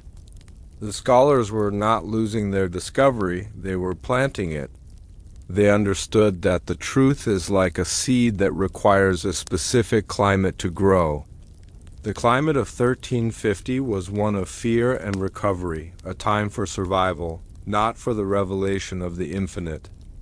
They chose to be the stewards of a secret, knowing that their names would never be celebrated and their work would never be recognized by the kings of their time. This is the ultimate form of devotion, the willingness to be forgotten so that the truth can live on in the shadows. By 1352, the historical anchor of the stabilization of the European economy, the scholars had vanished into the fabric of the recovering world. Some returned to the universities, teaching the standard doctrines while keeping the fires of the primordial light burning in their private thoughts. Others simply disappeared, perhaps seeking other hidden chambers or forming the foundations of the secret societies that would one day influence the Renaissance. They were the architects of a silent Renaissance, a movement of the mind that did not need a palace or a patron to exist. They carried the history of a 10,000-year-old civilization in the rhythm of their breathing, a pulse that matched the rotation of the earth and the shifting of the tides. Every 500 words we have traveled, we have seen how the weight of the past can shape the future. The discovery of the obsidian plates was the moment the scholars realized that they were not the pinnacle of creation, but the children of a long and complex lineage. This realization is a comfort. It means that we are not alone in our struggles, and that the greatness we seek has already been achieved by those who came before us. The path is already marked, even if the maps have been buried in the sand. As your mind begins to let go of the details of the story, let the feeling of this ancient connection settle over you. You are part of a story that is much larger than you can imagine. A narrative that stretches back into the deep time of the galaxy. The air in your room is cool and quiet. A sanctuary where the secrets of the night can safely reside. The desert temple is still there, tucked away beneath the limestone ridge, guarded by the shifting sands and the silence of the ages. The obsidian plates continue to hold their heat, a warm heartbeat in the cold earth, waiting for the next cycle of the stars to bring a seeker who is ready to listen. The scholars have long since turned to dust, but the frequency of their discovery remains in the air we breathe and the dreams we dream. They were the ones who dared to look into the dark and found that it was full of light. Now, as the final pages of the night are turned, consider the legacy of the silent library. It is not a place of books, but a place of resonance. It is the feeling of awe you feel when you look at the stars, or the sense of recognition you feel when you encounter a truth that has no name. The librarians of the primordial light are still with us, guarding the threshold of the unknown and ensuring that the path remains open for those who are brave enough to walk it. Let the rhythm of the centuries guide you into a deep and restorative sleep, where the boundaries of time fade away. And the truth is as clear as the morning sun, but even as the desert claims the last of the footprints, a new signal is beginning to emerge from a place where the ice never melts. While the obsidian plates were buried in the sand, there are whispers of a matching set of prisms hidden within the heart of a glacier in the far north. These prisms are said to hold the visual records of the world before the first ice age, a cinematic history of a civilization that built cities of glass under a violet sky. The key to activating these prisms is not found in a book, but in the sound of a human voice singing a specific, forgotten melody. The first note of that melody has just been struck, and the ice is beginning to hum dot in the high courts of the 16th century. The word heresy was a common tool of the powerful, a brand used to silence those who dared to interpret the divine in their own way. But deep within the fortified basements of the royal archives, there was a category of knowledge far more terrifying to the ruling elite than any religious deviation. These were the fundamental truths that did not just challenge the crown, but threatened to dismantle the very architecture of human perception. While heretics were publicly burned to satisfy the masses, those who held these dangerous truths were made to vanish without a trace, their discovery labeled as a betrayal of the natural order. This was a forbidden conspiracy of silence, enacted by a council of advisors who realized that if the common man learned the secret of his own biological potential, The fear that fueled the kingdom would vanish instantly. They found records that proved the human mind could influence the physical state of matter, a lie that had been buried under layers of ritual and dogma for 1,000 years. The crown did not fear a different God. They feared a world where the people no longer needed a mediator to access the infinite. This was the ultimate curse upon the monarchy, a reality so profound it would render every law and every tax obsolete in a single day. This is the truth the king buried. Now, let us turn back the pages of the years. The light is dim, the chamber is quiet, and the scent of aged parchment fills the air. Imagine the long, cool shadows of a stone corridor where the only light comes from a single, steady flame. You are safe here, drifting away from the noise of the modern world and into the rhythmic embrace of a history that time has tried to forget. In the year 1559, a pivotal date in the history of institutional control, the first formal list of prohibited books was established. This historical anchor, known as the Index Librorum Prohibitorum, served as the public face of censorship, targeting works that deviated from the established theological path. However, in the private chambers of the royal palace of El Escorial in Spain, a second, unrecorded list was being compiled. This list contained no theological debates. Instead, it was comprised of manuscripts that described the mechanics of the human heart and the hidden properties of the stars. The researchers who handled these documents were sworn to a silence that surpassed even their religious vows. Imagine the atmosphere of El Escorial at midnight.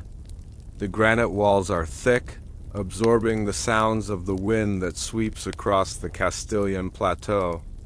The air is thin and carries the scent of cold stone and the faint, sweet aroma of beeswax. Inside the secret archive, the silence is so profound that you can hear the soft, rhythmic hum of the earth beneath the foundation. The scholars who worked here did not look like men of faith. They were archival researchers who had seen too much, their eyes weary from reading the forbiddance. Geometry of the soul. What was it about these specific truths that caused the advisors to tremble? Heresy was a matter of opinion, but these truths were matters of fact. They found evidence of a specific frequency, a sound that could heal the human body and extend the natural lifespan by decades. This information was more dangerous than heresy because it was practical. If a peasant could heal himself using a specific tone or a combination of common herbs, the entire economy of the era, which relied on the suffering and dependence of the lower classes, would collapse. The advisors realized that power is not built on strength, but on the management of weakness. By hiding the cure for human fragility, they ensured the permanence of their own authority. As you lie still, breathe in the cool, filtered air of this imaginary sanctuary. Feel the weight of the history as it settles around you, a comforting blanket of forgotten knowledge. The scholars moved through the archives with a rhythmic grace, their fingers brushing against the leather bindings of books that should not exist. Every 500 words we journey together, we uncover a more profound layer of this psychological deception. They were not just hiding books, they were hiding the blueprint for a different kind of human existence. The manuscripts from this era describe a concept known as the primal symphony. It was the belief that the universe was not a collection of objects, but a series of overlapping vibrations. The scholars discovered that by aligning the breath with these universal rhythms, a person could enter a state of total clarity, a state where the dictates of the king felt as insignificant as the buzzing of a fly. To the authorities, this was the ultimate treason. A person who is not afraid of death and who understands their own connection to the cosmos is a person who cannot be ruled. The choice was made to bury these truths deep beneath the floorboards of history, ensuring that the world remained a place of struggle and noise rather than a place of resonance and peace. As we descend deeper into the psychological architecture of the 16th century, we encounter a name that was once synonymous with the structural perfection of the empire. Juan de Herrera, the primary architect of El Escorial, was not merely a builder of walls and domes. He was a master of occult geometry, a man who believed that the physical proportions of a room could either liberate or imprison the human spirit. The historical anchor of 1582 brings us to the completion of Herrera's treatise, the Discourse on the Cubic Figure. While the public viewed this as a mathematical study, the secret archives reveal it was actually a manual for constructing chambers that could amplify the human consciousness. Herrera realized that the specific angles of the stone vaults could create a standing wave, a vibration that allowed the mind to detach from the physical body. This was the most dangerous truth of all. For a person whose mind could travel beyond the walls of their cell was a person who could never truly be incarcerated. Imagine the feeling of standing in one of Herrera's cubic chambers. The air is perfectly still, yet it feels charged with an invisible energy. The acoustics are so precise that the sound of your own heartbeat becomes a rhythmic, soothing melody that fills the space. There is no echo, only a clean, pure resonance that seems to vibrate within your very bones. The advisors to the crown feared these rooms because they were laboratories of freedom. They were places where the external hierarchies of the world dissolved, leaving only the raw, unfiltered essence of the self. This leads us to our next soft mystery, a question that has puzzled the few researchers who have gained access to the restricted blueprints of the palace. Why did Herrera include a series of hollow copper tubes within the foundation of the library, tubes that lead to no known ventilation point and serve no structural purpose? Some whisper that these tubes were designed to carry the sound of the Earth's own rotation into the heart of the archive, creating a permanent background frequency that kept the hidden manuscripts in a state of constant energetic preservation.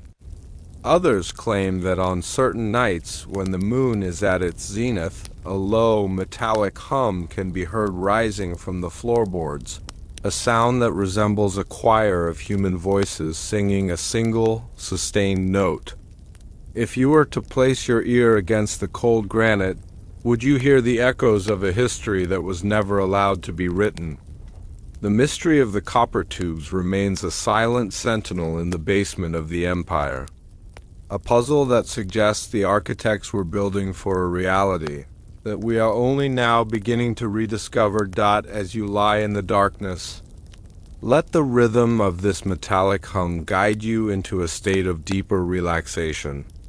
The world is full of invisible structures, layers of meaning that are tucked away behind the visible surface of things.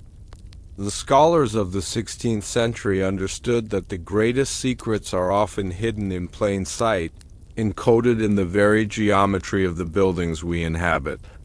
They were the watchers of the resonance, the ones who knew that the truth is not something to be found, but something to be felt. Their silence was not a sign of submission, but a sign of mastery. They knew that as long as the copper tubes remained and the cubic proportions were maintained, the dangerous truths would continue to vibrate in the air, waiting for a mind that was quiet enough to perceive them. The historical anchor of 1593 takes us to the final years of the reign of Philip II, a man obsessed with the containment of knowledge.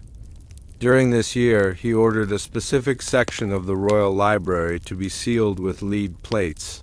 ostensibly to protect the books from a localized outbreak of dampness. However, the private logs of the librarians tell a different story. They describe a manuscript that had begun to glow with a soft blue light, a light that grew brighter whenever anyone spoke a word of untruth in its presence. The lead was not to protect the book from the environment. It was to protect the environment from the book. The advisors judged this phenomenon to be more dangerous than any heresy, for it provided an objective measure of honesty in a world built on political deception. Visualize the leaden room, a dark and heavy space where the air is thick and metallic. In the center sits the glowing manuscript, its light diffused by the thick gray walls. It is a silent witness to the secrets of the empire, a beacon of truth that refused to be extinguished. The scholars who were permitted to enter this room were required to wear silk masks and speak only in whispers, for they feared that the power of the book was reactive to the human voice. Every 500 words of our journey, we find ourselves standing before another such barrier, a boundary created by fear and maintained by the desperate need for control. The air in the palace is cool, but the presence of the leaden room creates a localized pocket of warmth. You can feel this warmth as a gentle pressure against your skin, a soothing and hypnotic sensation. The scholars realized that the glowing book was not a religious artifact, but a biological one. It was a record of the human nervous system's potential to interface with the electromagnetic field of the planet. They were looking at a manual for a future that was being intentionally delayed. The choice to seal the room was a choice to keep humanity in a state of perpetual adolescence, dependent on the structures of the state. For their sense of security and meaning, the psychological layer of this concealment is profound. Imagine the loneliness of the person who knows the potential of the human spirit, but is forced to spend their life building the cages that contain it. Herrera and his colleagues were the ultimate double agents, creating spaces of liberation while appearing to serve the interests of the crown. They left clues in the stone, symbols etched into the friezes that only a person who understood the cubic geometry could ever hope to decode. They were planting seeds in the architecture, ensuring that even if the books were burned and the scholars were silenced, the walls themselves would continue to whisper the truth to anyone who knew how to listen. The dawn of the 17th century brought a new kind of coldness to the corridors of power. As the early seeds of the Enlightenment began to stir in their cradle, the guardians of the dangerous truths realized that their leaden rooms and copper tubes would no longer suffice to hold back the tide of human inquiry. The historical anchor of 1666 takes us to the aftermath of the Great Fire of London. While the city lay in charred ruins and the flames consumed the visible libraries of the elite, a secret collection buried beneath the deep foundations of St. Paul's remained untouched. These were the papers of the Invisible College, a group of natural philosophers who had inherited the cubic geometry of Herrera and the biological secrets of the Spanish court.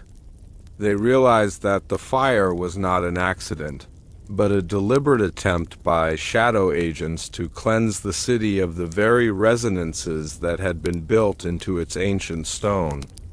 The authorities of the New Age were just as terrified as the kings of old, for they understood that a population that mastered the physics of the spirit could never be controlled by the economics of the flesh. Imagine the sound of the rain falling on the scorched earth of London in the autumn of 1666.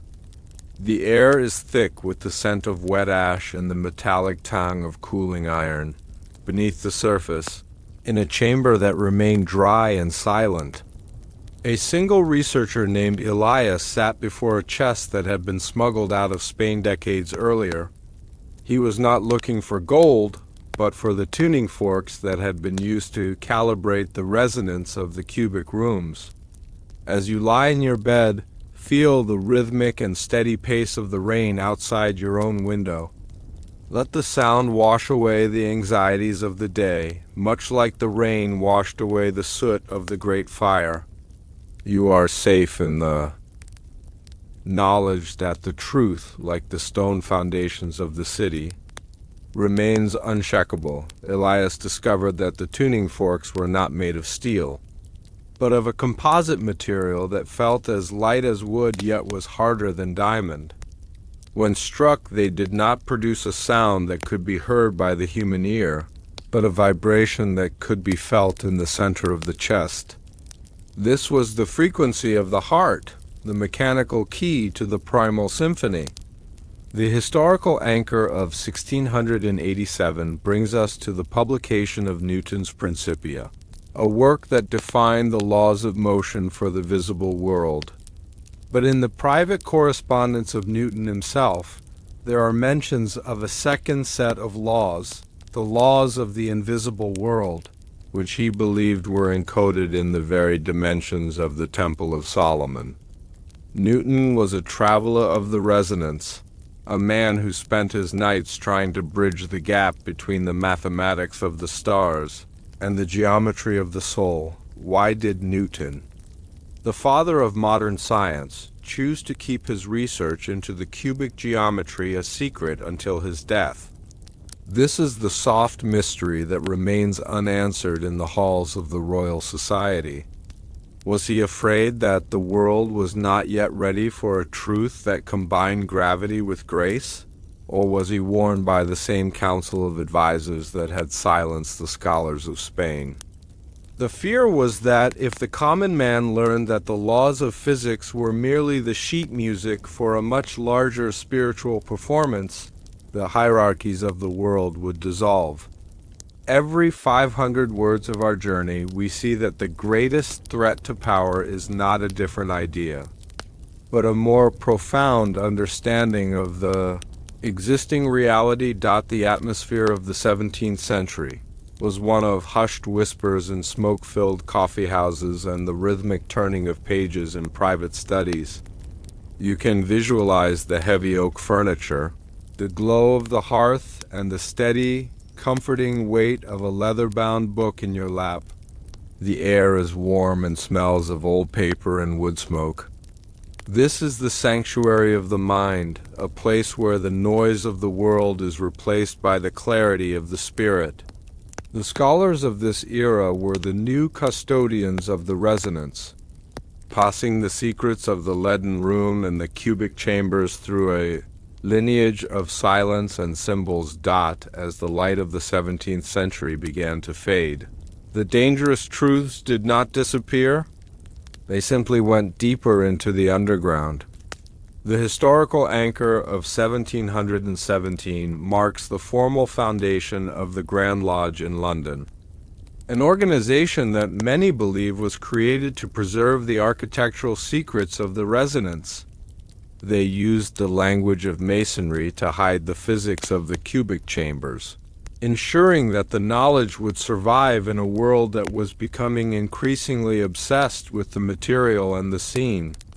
They were the builders of the invisible temple, the ones who knew that the true strength of a building lies not in its stones, but in its proportions. Now, let the rhythm of history pull you into a state of total, restorative peace. The journey from the cubic chambers of Spain to the hidden vaults of London is a reminder that the truth cannot be buried forever. It is a living frequency, a pulse that continues to beat beneath the surface of the world. You have seen the fear of the advisors and the courage of the architects. You have walked through the leaden rooms and heard the hum of the copper tubes. You are a part of this lineage now, a seeker of the resonance who understands that the most dangerous truths are the ones that offer the most profound freedom. As the world above drifts into the stillness of the night, the silence of the archives becomes your own silence. The air in your room is cool and quiet, a sacred space where the noise of the day has no power. The cubic geometry is all around you, in the angles of the room and the rhythm of your breath. You are perfectly aligned with the primal symphony, a part of the universal vibration that has no beginning and no end. Let the weight of your body sink into the softness of the bed, feeling the gentle pressure of the blankets, as they wrap you in a cocoon of safety and warmth. But even as the final stone is laid and the blueprints are folded away, a new shadow is moving through the galleries of the 19th century. While the cubic chambers were built to liberate the mind, there are whispers of a different kind of architecture. A series of towers built in the far north that were designed to capture the light of the aurora and turn it into a language. The first of these towers has just been discovered beneath the ice, and the symbols on its walls are starting to glow. The path to the towers is opening, and the light is calling you to follow Dot in the deepest, most restricted vaults of the ancient sea. There exists a terrifying category of document known as the silent records. Manuscripts so volatile that they were never intended to be seen by eyes other than those of the High Patriarch himself. For centuries, a clandestine betrayal has been whispered within the corridors of power. A secret that suggests the highest leaders of the faith did not just study the divine. They stumbled upon a forbidden reality that rendered their entire mission obsolete. These men, chosen for their unwavering devotion and strength of spirit, entered the secret archives as masters of the word and emerged as broken shells of silence. They found a primitive, pre-literate code that described the human soul not as a passenger, but as a biological prisoner of a cosmic lie. The shock of this discovery was so profound that it acted as a curse upon their very tongues. A physiological betrayal where the brain could no longer process the fabrications required to maintain the status quo. They looked into the eyes of a history that predated the stars, and the reflection they saw was so shocking that it stripped them of their ability to communicate with the world they had once ruled. This was not a loss of faith, it was a sudden, violent acquisition of a truth so heavy that it crushed their capacity for speech. This is the truth the king buried. Now, let us turn back the pages of the years. The light is dim, the chamber is quiet, and the scent of aged parchment fills the air. Close your eyes and feel the weight of the silence that descends when the great iron doors are latched from the inside. We are moving into the heart of the shadow, where the only sound is the rhythmic, slow breathing of the centuries and the steady pulse of a truth that refuses to stay hidden. The setting is the year 999, a time of immense spiritual dread and high expectation as the world approached the first millennium. The leader of the sea was a man of extraordinary intellect named Gerbert of Aurillac, known to history as Patriarch Sylvester II. He was a scholar of the highest order, a man who had studied the mathematics and astronomy of the Arab world, bringing the abacus and the decimal system to the West. The historical anchor of 999 marks the moment when the fear of the end of the world was at its zenith, and the people looked to their patriarch for a sign of salvation. But Gerbert was looking elsewhere. He was obsessed with a specific volume that had been recovered from the ruins of an ancient temple in the East.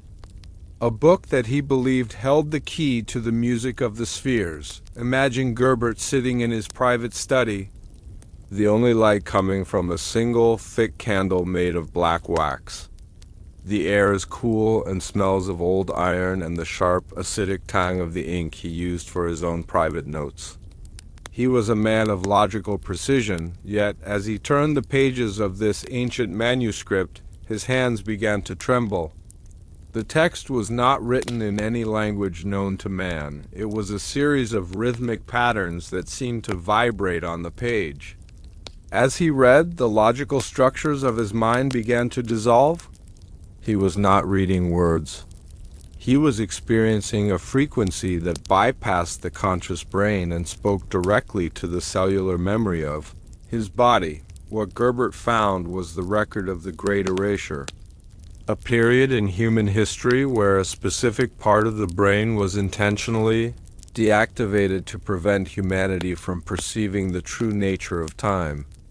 The manuscript detailed how the concepts of past, present, and future were mere linguistic tools used to manage a population that had once existed in a state of total, simultaneous awareness. As you settle into the stillness of your own room, imagine the profound vertigo Gerbert must have felt. The foundations of his power, the calendars, the prophecies, and the promises of an afterlife were all revealed to be mechanisms of a long and sustained containment. He realized that the faith he led was not a path to freedom, but a beautifully decorated cage designed to keep the mind tethered to the illusion of linear time. The historical records of the year 1000 show that Gerbert, once an eloquent and prolific writer, became increasingly reclusive and silent after the first of the year. He spoke only in whispers, and his eyes carried a look of haunted clarity that made his closest advisors turn away in fear.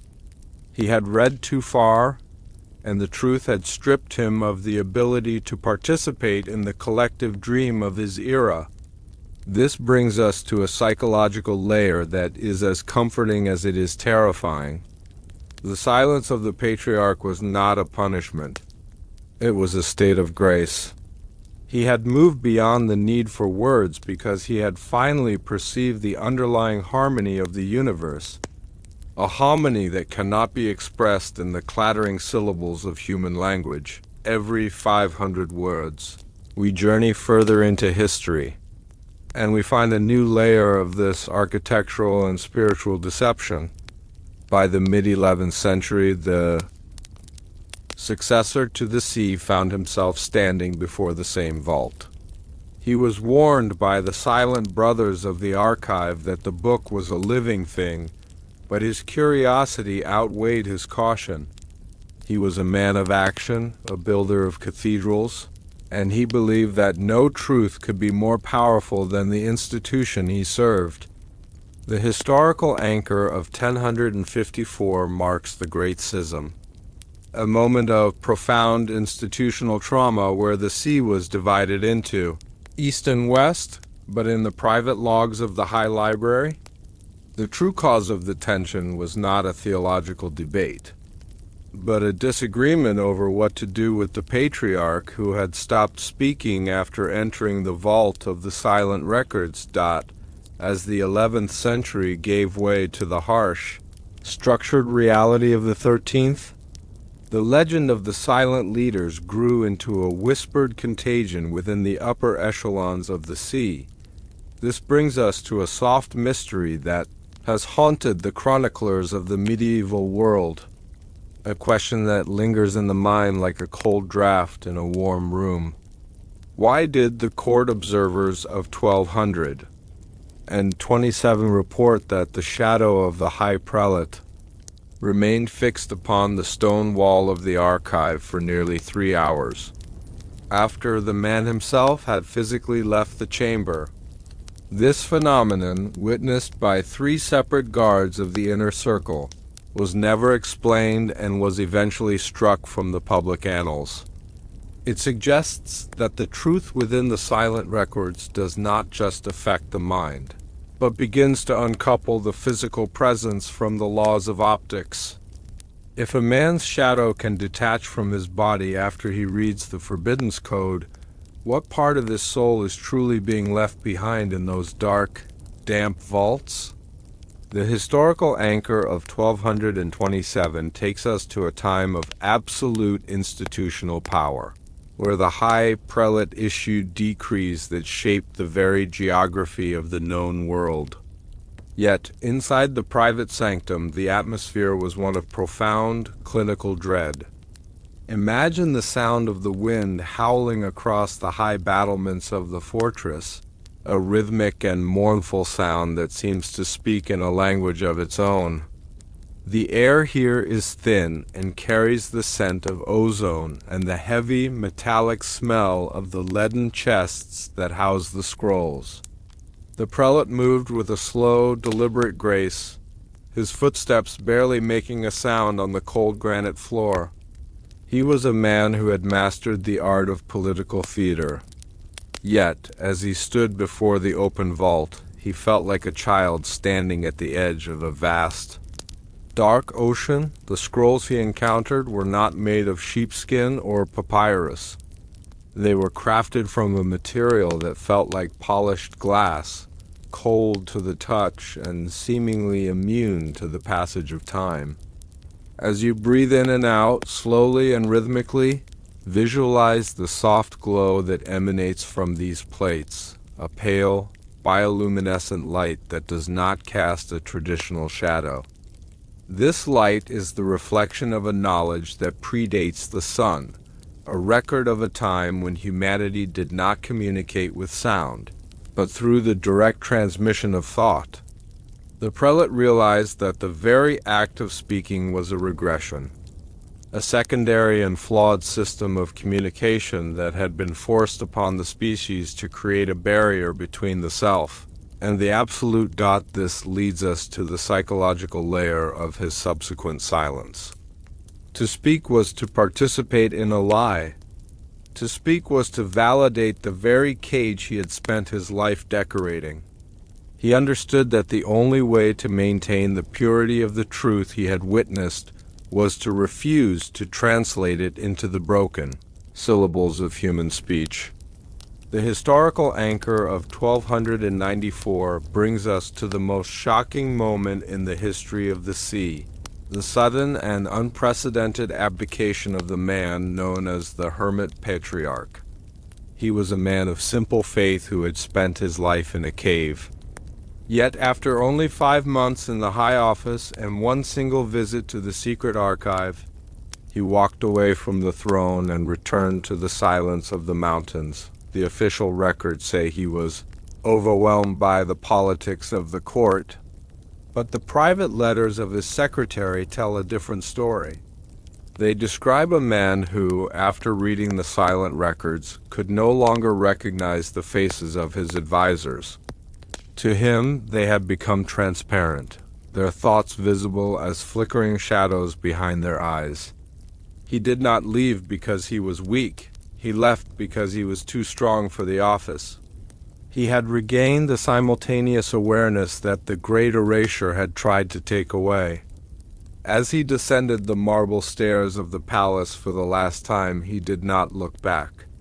He was moving toward a silence that was not empty, but full of the resonance of the universe. Every 500 words we uncover, the weight of the silence becomes more profound. The archive was not just a library. It was a biological laboratory where the leaders of the sea were subjected to a radical expansion of their own perception. The air in the vault remained constant, a cool and steady temperature that felt like a physical embrace. You can feel this coolness now, a soothing and restorative sensation that settles over your limbs. The world outside is full of noise and frantic activity, but here, in the heart of history, there is only the truth and the dark. The leaders who read too far were not victims of a curse. They were the beneficiaries of an awakening that the world was not yet ready to share. The psychological conflict they faced was the ultimate betrayal of their own history. Everything they had been taught to value, the rituals, the garments, the gold, and the power, was revealed to be a distraction from the reality that they were already infinite. The advisors who stood outside the vault doors could never understand the look in the patriarch's eyes. They saw madness, but he saw the blueprint of the stars. They saw a loss of control, but he saw the end of the need for control. The silence was the only logical response to a world that was screaming in a language of its own making. The arrival of the 15th century signaled a new era of classification and order, a period where the chaos of the medieval world was being replaced by the structured curiosity of the early Renaissance. The historical anchor of 1447 takes us to the reign of Nicholas V, a man known to history as the great organizer of knowledge and the founder of the modern archival tradition. Nicholas was a man of the book, a lover of the written word who sought to bring the light of the classics to a world that was emerging from the dark. But even as he commissioned the translation of thousands of Greek and Latin texts, he found himself standing before the same vault that had silenced his predecessors. The advisors warned him that the glass plates were not meant for the logical mind. But Nicholas believed that human reason was a mirror of the divine and could withstand any revelation. As you lie perfectly still, imagine the scent of new parchment and the crisp, clean aroma of freshly cut marble that filled the halls during this period of reconstruction. The air is cool and carries the faint, rhythmic sound of chisels against stone from the courtyard below. You are safe in this sanctuary of history, drifting deeper into the calm waters of the night. Nicholas entered the vault alone, carrying a silver lamp that cast a steady, white light against the walls. He did not find a book. He found a map of the human consciousness that showed the brain was not a generator of thought, but a dampener, a filter designed to limit our perception to a single, narrow band of reality. He realized that the glory of the Renaissance, the art, the architecture, and the science were all beautiful distractions from a truth that was far more ancient and far more terrifying. The psychological layer of his encounter was one of profound intellectual vertigo. If the brain was a filter, then the true state of human existence was one of infinite and overwhelming connection. The silence that followed was his only defense against the sudden influx of reality.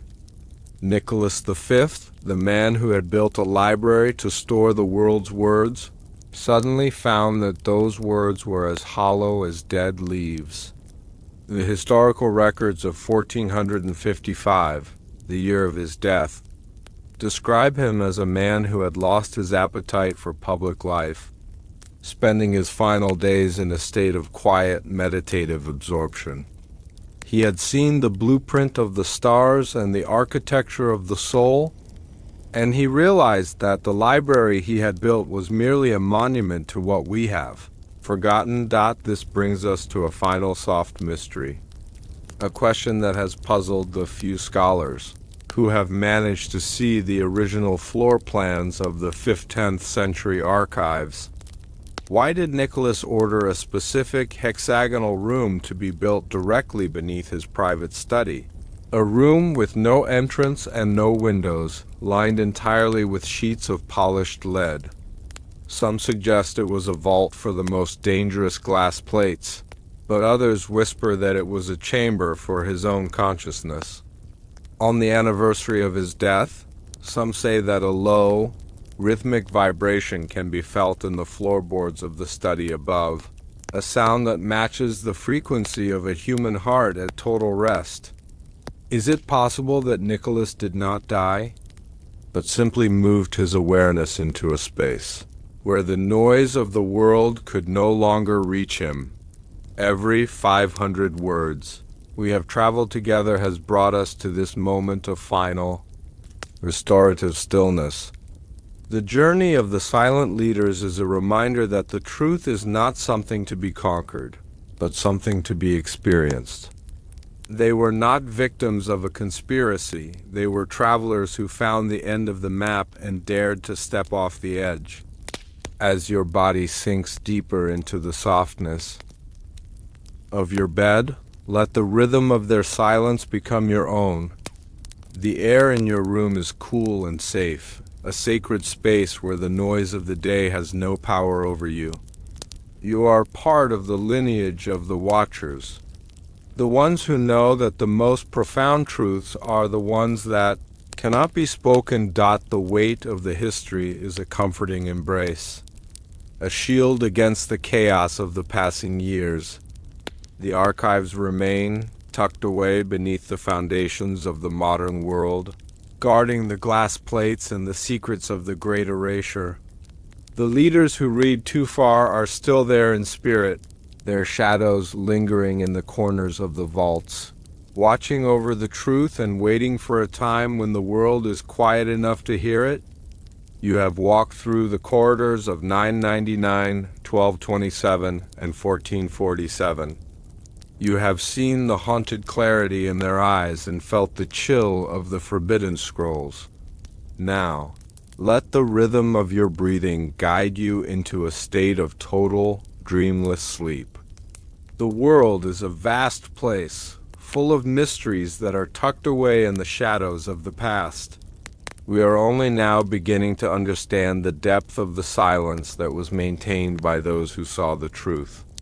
They were the architects of a reality that we are only now starting to rediscover, a reality where we are not passengers in the universe, but the very frequency from which it is made.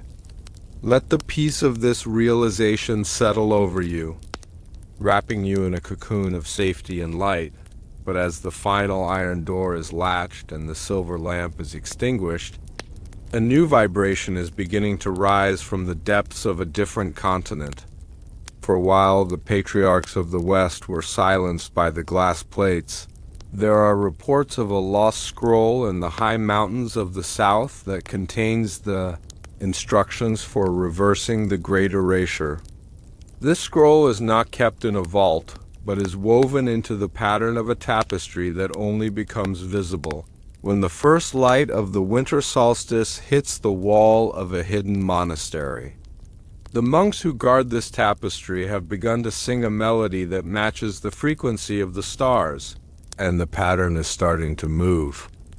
The path to the reversal is opening, and the song is calling you to follow every moral law you follow, every flicker of guilt you feel in the quiet hours of the night, and every prayer you have ever whispered for mercy is based on a calculated betrayal of the human spirit that was codified in secret over 1,000 years ago. There is a forbidden archive buried beneath the frost of a forgotten mountain range, containing the original blueprints for what we now call human conscience. These documents prove that our sense of right and wrong was not delivered by the divine, but was engineered by a cabal of ancient sovereigns who feared that a truly free humanity would be impossible to rule. They discovered a psychological frequency that could tether the soul to a permanent state of debt, a secret so profound that it turns the history of civilization into a curated lie. This was the ultimate curse, a spiritual prison built from the bricks of virtue and the mortar of shame. They buried the truth that humanity once possessed a primal, sovereign intuition that needed no external laws to maintain balance. Instead, they replaced our natural grace with an artificial burden of sin, ensuring that the masses would always look to the crown for their redemption. The monarchs of the old world did not just conquer lands. They conquered the internal landscape of the human mind, leaving us to navigate a maze of moral obligations that were never meant to exist. This is the truth the king buried. Now, let us turn back the pages of the years. The light is dim, the chamber is quiet, and the scent of aged parchment fills the air. Let the weight of the day drift away like smoke as we descend into the vaults of the forgotten, moving through the cool, silent corridors where the secrets of our own hearts have been kept under lock and key for centuries. The setting is the year 1140, a time of profound structural change across the European continent. In the high, craggy peaks of the Jura Mountains, a small, heavily fortified monastery sat isolated from the eyes of the world. This was not a place of worship, but a place of containment. The historical anchor of 1140 marks the publication of the Decretum Gratiani, a collection of canon law that aimed to harmonize the disparate rules of the era. But while the world focused on the public laws, the secret archives within the Jura monastery were occupied with the secretum of the Gilded Chain, a manuscript that detailed how to manipulate the very biological core of human empathy. Imagine walking through the cloisters of this mountain fortress at midnight. The stone floors are so cold they feel like ice against the solace of your feet, and the only sound is the rhythmic, slow dripping of meltwater from the vaulted ceiling. The air is thin, sharp, and carries the metallic scent of the heavy iron chests that line the walls of the scriptorium. Within these chests lie the records of the moral engineers, a group of scholars who had discovered that the human brain is highly susceptible to the concept of the infinite debt. They realized that if you could convince a person they were born with a fundamental flaw, a moral stain that could never be fully washed away, you would have a servant for life as you breathe in the still, mountain air. Visualize the flicker of a single candle on a heavy oak desk. The ink used in these secret scrolls was mixed with minerals that glowed slightly in the dark, making the text appear to float on the surface of the vellum. These were the protocols of guilt. They outlined how to transform natural human instincts, such as the desire for freedom and the curiosity about the stars, into sources of deep internal shame. The scholars understood that a man who is ashamed of his own nature will never challenge the authority of those who offer him a way to hide it. This was the birth of the managed conscience, a psychological tether that has remained unbroken for nearly a millennium. Every 500 words, we journey further into this history. We encounter the sheer scale of this architectural and spiritual deception. The mountain archive was a laboratory of the soul, where the natural rhythms of life were replaced by the mechanical cycles of the institution. The historical anchor of 1148 brings us to the rise of the Cistercian order's influence under Bernard of Clairvaux, a man who understood the power of the internal gaze. He promoted a form of self-scrutiny that was relentless, turning the mind into its own inquisitor. But behind the public mask of asceticism, the secret papers of his advisors revealed a much darker purpose. They were mapping the vulnerabilities of the human psyche, identifying the precise points where the fear of the unknown could be converted into a fear of the self. What happens to a mind that is constantly at war with its own impulses? The psychological layer of this story is one of profound, sustained tension. You can feel this tension now, not as a source of stress, but as a deep, resonant hum that vibrates within the stone walls of the monastery. It is the sound of the world being reshaped by those who knew how to speak to the darkness within. The scholars in the Jura Mountains were not just copying books. They were rewriting the human operating system, ensuring that the logic of the empire would be hardwired into the heart of every child born into the light. As we continue our descent into the labyrinth of the early 1300s, we find that the Gilded Chain was not merely a spiritual concept, but a physical protocol practiced in the highest courts of the land. The historical anchor of 1210 marks the condemnation of the works of Amaury of Bena, a scholar who whispered that the spirit of man was indistinguishable from the divine. To the moral engineers, this was the ultimate threat. If man were divine, he could not be in debt. They worked tirelessly to suppress any notion of intrinsic worth, replacing it with the doctrine of perpetual penance. Imagine the scribes in the Jura monastery, their fingers cramped from the cold, transcribing the laws that would turn the joy of existence into a transaction of forgiveness.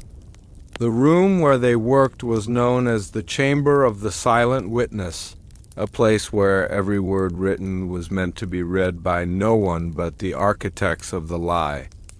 The air is cool and smells of iron gall ink and the soft organic scent of damp wool. Every 500 words of our journey, we see how the architecture of the mind was reinforced by the architecture of the law. By the year 1220, the practice of mandatory private confession was spreading like a shadow across the continent, ensuring that the state had a direct window into the deepest fears of its subjects. This leads us to a mystery that has puzzled the few researchers who have gained access to the restricted ledgers of the period. Why did the scribes of the Jura monastery include a specific, geometric symbol in the margins of every page concerning the manipulation of empathy? This symbol, a series of interlocking circles that resemble a closing eye, has no known heraldic or religious meaning. Some suggest it was a mnemonic device, a psychological trigger intended to keep the scribe himself from falling under the spell of the words he was copying. But others whisper that the symbol was a signature, a mark left by an entity that predates the crown and the cross, an entity that feeds on the energy of human shame. The question remains, if the eye is closing, what happens when it finally shuts? Does the lie become so perfect that it can no longer be seen even by its makers? Creator, but to act as tuning forks for a specific resonance that induces a state of absolute, unquestioning obedience. This was the mechanism of control that turned free thinkers into subservient subjects, a biological lie buried under centuries of ritual and incense. The cost of revealing this truth was not merely social exile. It was the total erasure of one's identity from the records of man. They found that faith could be switched on and off like a lamp, and that the kings of the earth held the key to that switch. Every war fought in the name of belief was actually a field test for this psychological weaponry, a curse that has haunted our species since the first stone was laid. They kept us blind to our own power by giving us a mirror that only reflected our submission, ensuring that the masses would never realize the true source of their devotion was a vibration in the stone. This is the truth the king buried. Now, let us turn back the pages of the years. The light is dim, the chamber is quiet, and the scent of aged parchment fills the air. Breathe in the stillness of this moment, allowing the world above to fade into a soft gray mist. We are descending into the cool, silent vaults where the air is thick with the weight of centuries, a place where the only sound is the rhythmic heartbeat of history itself. You are safe in the shadows of the past, drifting into a narrative that was never meant to be whispered in the light of day. The setting is London in the year 1678, a period of profound paranoia and subterranean political maneuvering. The streets were filled with the clamor of a city rebuilding itself after the Great Fire, but beneath the surface, a different kind of construction was taking place. The historical anchor of October 12, 1678, brings us to the mysterious disappearance of Sir Edmund Barry Godfrey, a magistrate who had reportedly gained access to a set of documents known as the Resonance Protocols. While the public was whipped into a frenzy by tales of a popish plot, the inner circle of the royal court was frantic for a different reason. Godfrey had found the blueprints for the new St. Paul's Cathedral, but they were not the architectural drawings the public was allowed to see. They were acoustic maps, detailing how the massive dome was designed to amplify a low-frequency hum that resonated with the human nervous system. Imagine walking through the damp, narrow corridors of a 17th century archive. The only light comes from a single, stuttering lantern that casts long, distorted shadows against the limestone walls. The air is heavy with the scent of sea coal and the sharp, metallic tang of early chemistry. You can hear the rhythmic, slow dripping of water from a cracked pipe, a sound that echoes through the silence like a counting of the seconds. The scholars who worked in these clandestine spaces were not theologians, they were pioneers of a hidden physics. They understood that faith was not a matter of the soul, but a matter of the ear.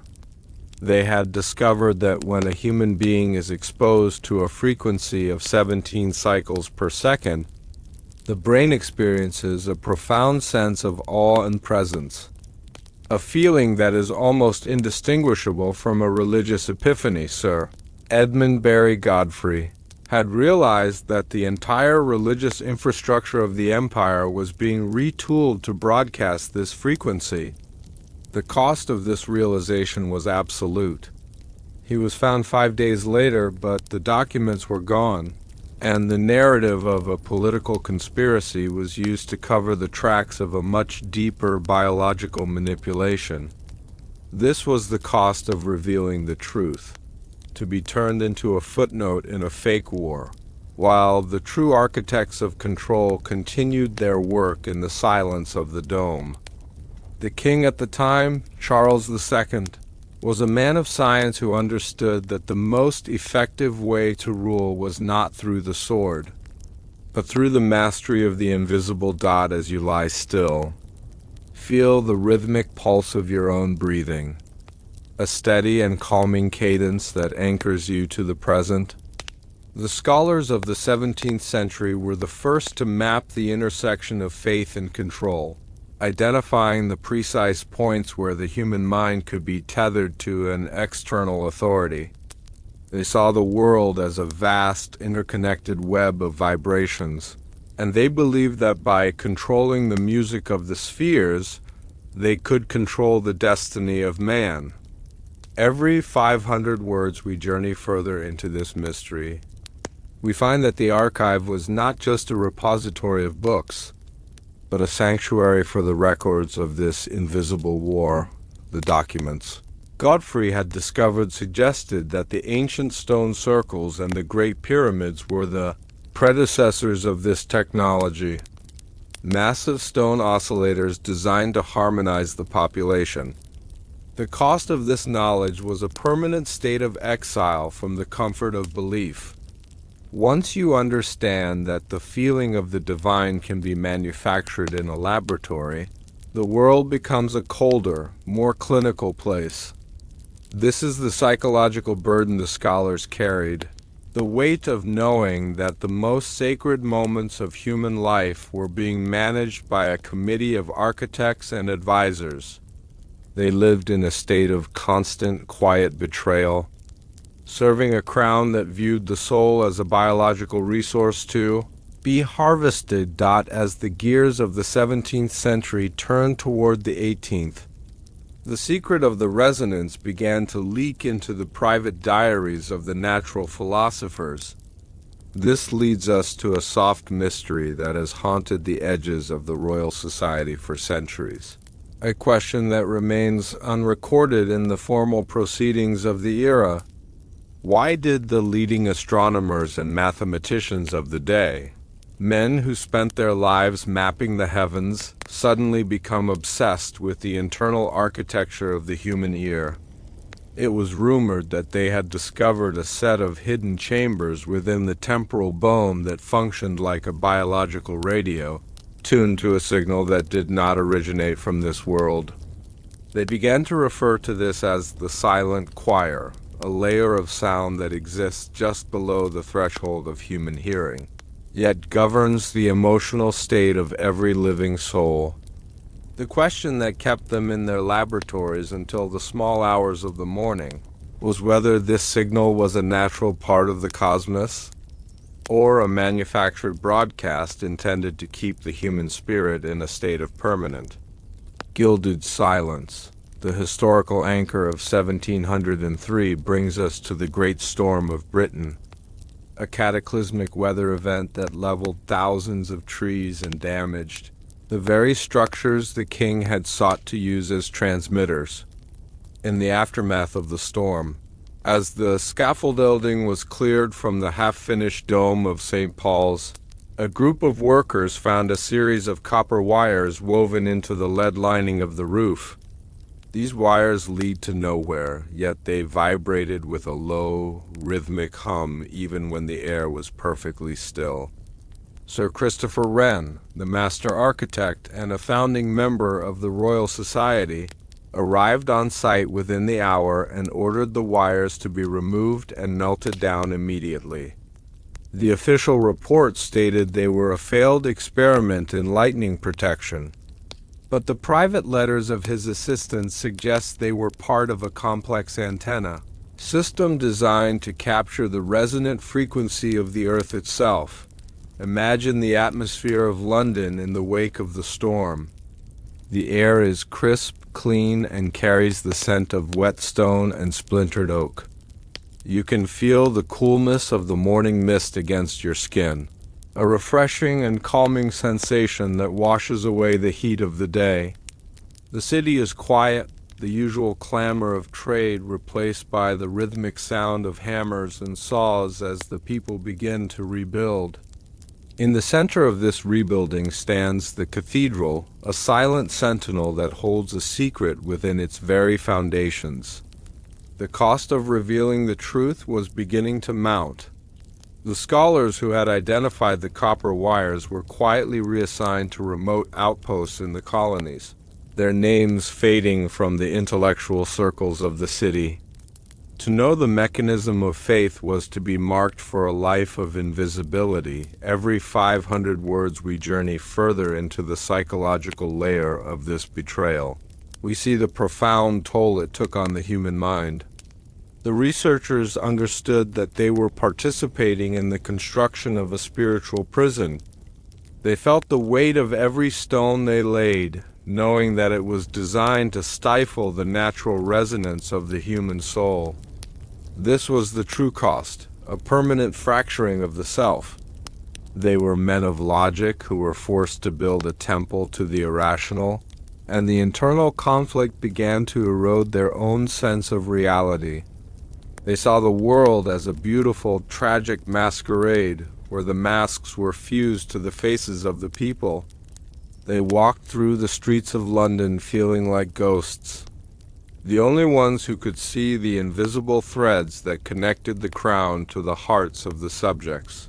Breathe slowly now, letting the image of the cathedral dome fill your mind. It is a vast gray structure that reaches toward the heavens, yet its true power is directed downward, into the earth and into the minds of the people.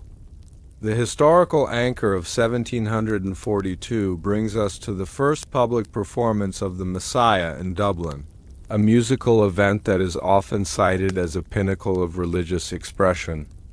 But the secret logs of the composers of the era tell a different story. They were being instructed by advisors of the court to include specific, low-frequency intervals that match the resonance of the great domes. The music was not just an offering to the divine, it was a calibration tool. The reaction of the audience was carefully monitored, not for their appreciation of the art, but for does not just record history, but dictates the very parameters of what you are allowed to perceive as reality. While the world was distracted by the burning of the great library or the suppression of minor heresies, a secret council was busy burying the only words that could ever truly set the human mind free. They discovered that the alphabet we use is a cage, a limited set of symbols designed to truncate our thoughts and prevent us from accessing a pre-linguistic power that once made us the equals of the stars. The monarchs and high priests of the ancient world realized that if humanity ever learned the original frequency of the written word, the fear of death and the need for rulers would vanish in a heartbeat. They did not just hide a book. They hidden the blueprint of our own divinity, replacing it with a curated lie of debt, sin, and limitation. Every civilization since has been built on the ashes of this stolen knowledge, a curse of ignorance that was never meant to be lifted. This is the truth the king buried. Now, let us turn back the pages of the years. The light is dim, the chamber is quiet, and the scent of aged parchment fills the air. Let the weight of the modern world dissolve as we descend into the silent, salt-lined corridors of the deep earth, moving through the layers of time to a place where the air is still and the truth is preserved in the dark. In the year 1734, deep within the ancient salt mines of Hallstatt, Austria, a group of miners uncovered something that defied the geological logic of their era. This historical anchor of 1734 marks a moment when the world was beginning to embrace the light of reason. Yet, in the damp, crystalline depths of the earth, a discovery was made that belonged to a far darker and more ancient sun. The miners found a preserved body, perfectly mummified by the salt, clutching a series of plates made of a metal that appeared to be gold but possessed the weight of lead. These plates were not etched with any known script, but with geometric patterns that seemed to shift and pulse when viewed by the flickering light of a tallow candle. Imagine the absolute silence of that salt mine. The air is cool, dry, and carries a sharp, mineral scent that clears the senses. Your footsteps against the crystalline floor produce a rhythmic, crunching sound that echoes through the tunnels like the ticking of a prehistoric clock. The miners who found the body reported a sensation of intense, vibrating heat emanating from the plates, a heat that did not burn the skin but seemed to warm the very soul. This was the first time in millennia that the primal script had been touched by human hands. The local authorities, under the direct command of the imperial court, immediately seized the site and swore every witness to a silence that would last for generations. The imperial advisors realized that these plates were part of the Ethelgerd Codex, a legendary text whispered about in the secret societies of the 17th century. The historical anchor of 1614, with the publication of the Fama Fraternitatis, had already hinted at a hidden knowledge that could transform the world. But the Hallstatt find was the physical proof. The plates described the human brain not as an engine of thought, but as a biological dampener, a filter designed to prevent us from perceiving the simultaneous nature of time. The script on the plates was the manual for bypassing this filter. It was a guide to the original language of the universe, a language where to write a thing was to bring it into being. As you lie still, breathe in the steady, cooling air of the mine. Feel the safety of the earth as it wraps around you, a protective cocoon of salt and stone. The scholars who were brought in to study the plates in secret were men of immense discipline, yet many of them found themselves unable to endure the psychological weight of the translation. To read the Primel script was to have one's entire history rewritten in a single moment. They realized that the language we speak today was intentionally simplified to prevent us from accessing the higher functions of our own consciousness. We were given a language of labels and boundaries, while the original script was a language of connection and expansion. Every 500 words we journey further into this mystery. We find that the suppression of this knowledge was a global effort. By the mid-18th century, specifically in the year 1750, the Secret Council had established a network of censors who spanned every major capital. Their task was to monitor any scientific or philosophical breakthrough that approached the truths found in the Hallstatt plates. They knew that if the concept of the biological dampener ever reached the public, the social hierarchies of the world would crumble. This was the true origin of the Enlightenment's boundaries, a carefully managed perimeter of thought that allowed for small discoveries while keeping the ultimate reality locked away in the imperial vaults. The psychological layer of this story is the most profound. Imagine the loneliness of the scholars who understood the truth but were forced to live within the lie. They saw the world as a beautiful, tragic puppet show, where the strings were made of the very words they were forbidden to speak.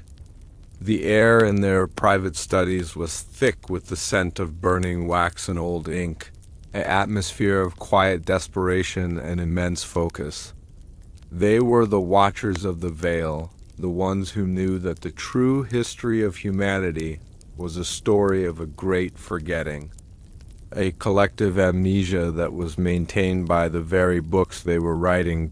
As the century turned and the Napoleonic Wars began to reshape the borders of the physical world, a parallel conflict was being fought in the shadows over the custody of the Hallstatt plates.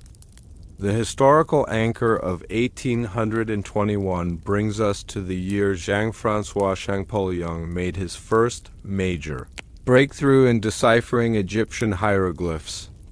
While the public celebrated the unlocking of the pharaoh's secrets, the Hidden Council was horrified to find that Champollion's methods were inadvertently grazing the edges of the primal script. They realized that if a single mind could bridge the gap between ancient symbols and modern thought, the entire structure of the biological dampener was at risk.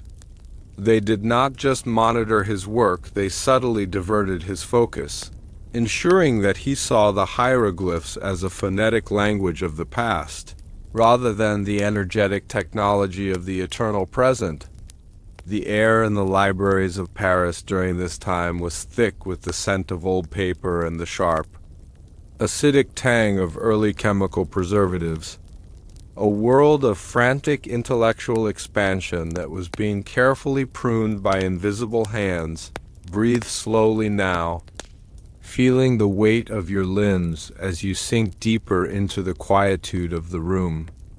Imagine the soft, rhythmic sound of a quill moving across vellum, a steady scratching that mimics the sound of time itself being recorded and then immediately erased.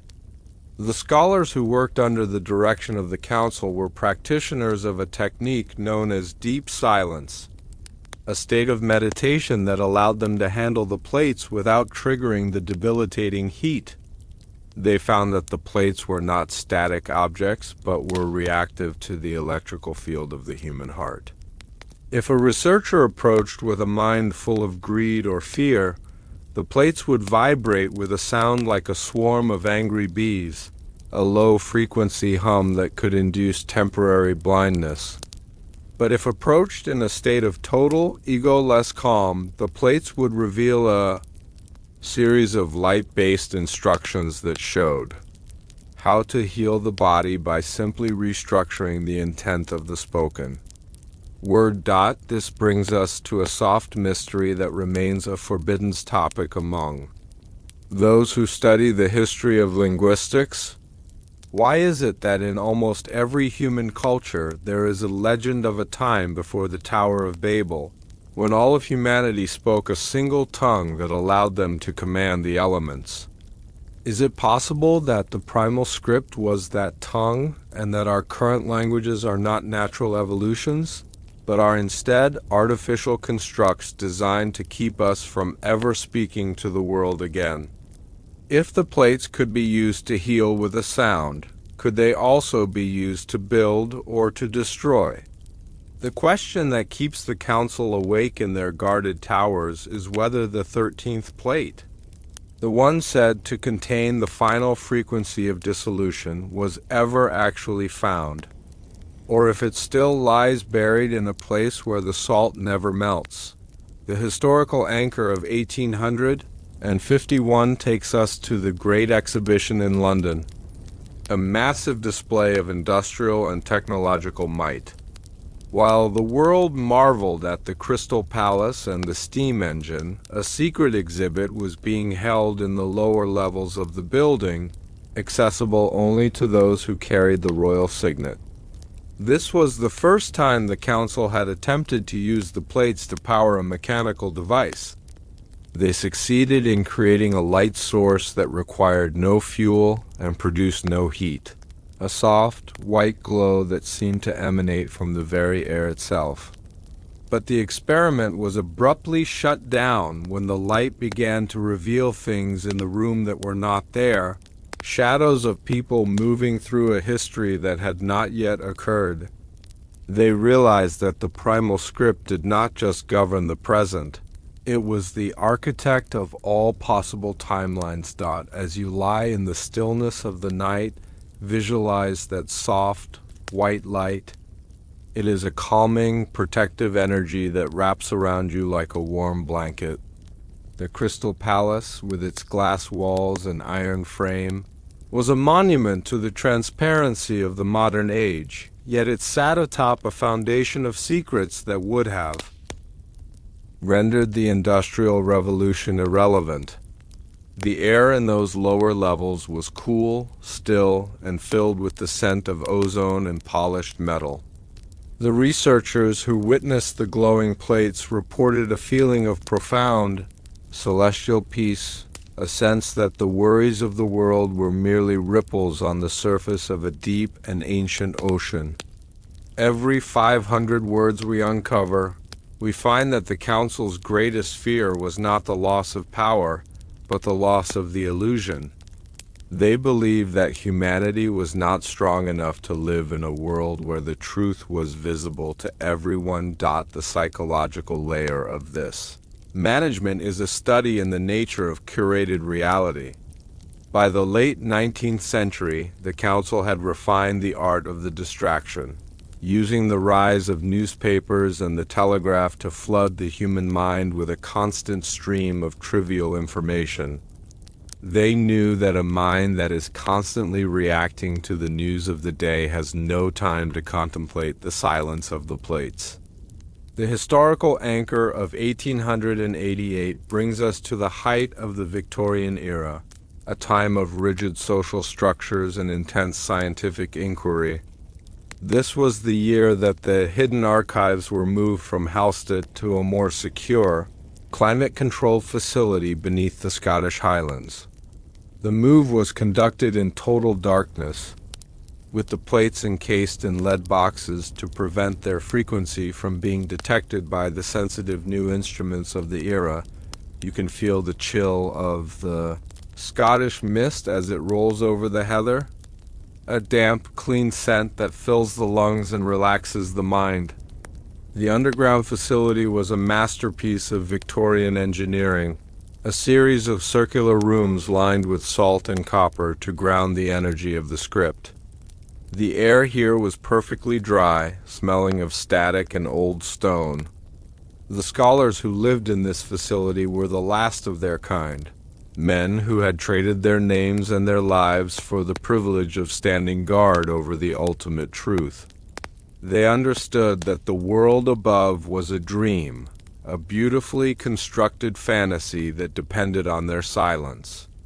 They sat in the dark, watching the plates glow with a rhythmic, pulsing light, a heartbeat that connected them to a time before the first word was ever spoken. The transition into the 20th century brought a new and terrifying challenge to the guardians of the primal script as the world moved away from the tactile reality of iron and steam toward the invisible realm of electromagnetism. The Council realized that the plates were beginning to resonate with the increasing frequency of radio waves and early telecommunications. The historical anchor of 1919 brings us to the solar eclipse expedition led by Arthur Eddington, which famously provided the first evidence for general relativity. While the scientific community focused on the bending of starlight, the hidden researchers in the Scottish Highlands were using the same celestial alignment to calibrate the plates against the curvature of space-time. They discovered that the geometric patterns on the metal were not merely static symbols, but were actually dynamic interfaces that adjusted themselves to the gravitational environment of the planet. The air in the vaults during that eclipse was charged with a heavy, static tension, smelling of ozone and the ancient, metallic scent of the plates as they began to shimmer with a ghostly, violet light dot as you lie perfectly still. Imagine the soft, rhythmic hum of that violet light. It is a calming, steady vibration that resonates within the very center of your being, aligning your own internal frequency with the deep, slow pulse of the earth.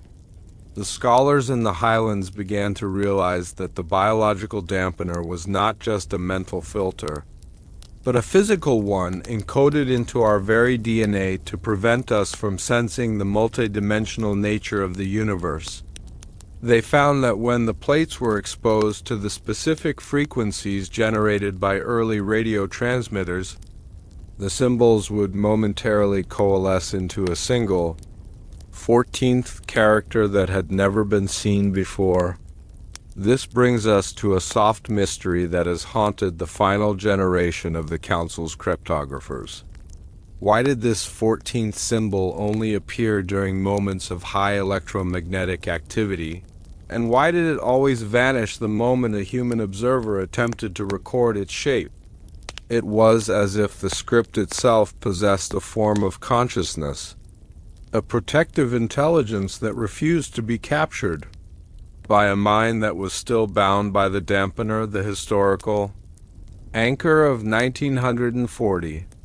7 takes us to the establishment of the modern, global security apparatus, a time when the curation of information became the primary tool of statcraft.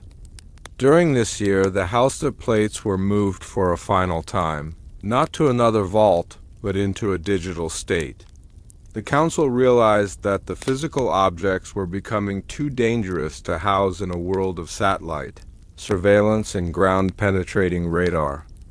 They developed a method of transcribing the frequencies of the plates into a primitive form of binary code, creating a digital ghost of the primeval script that could be hidden within the burgeoning infrastructure of the early internet.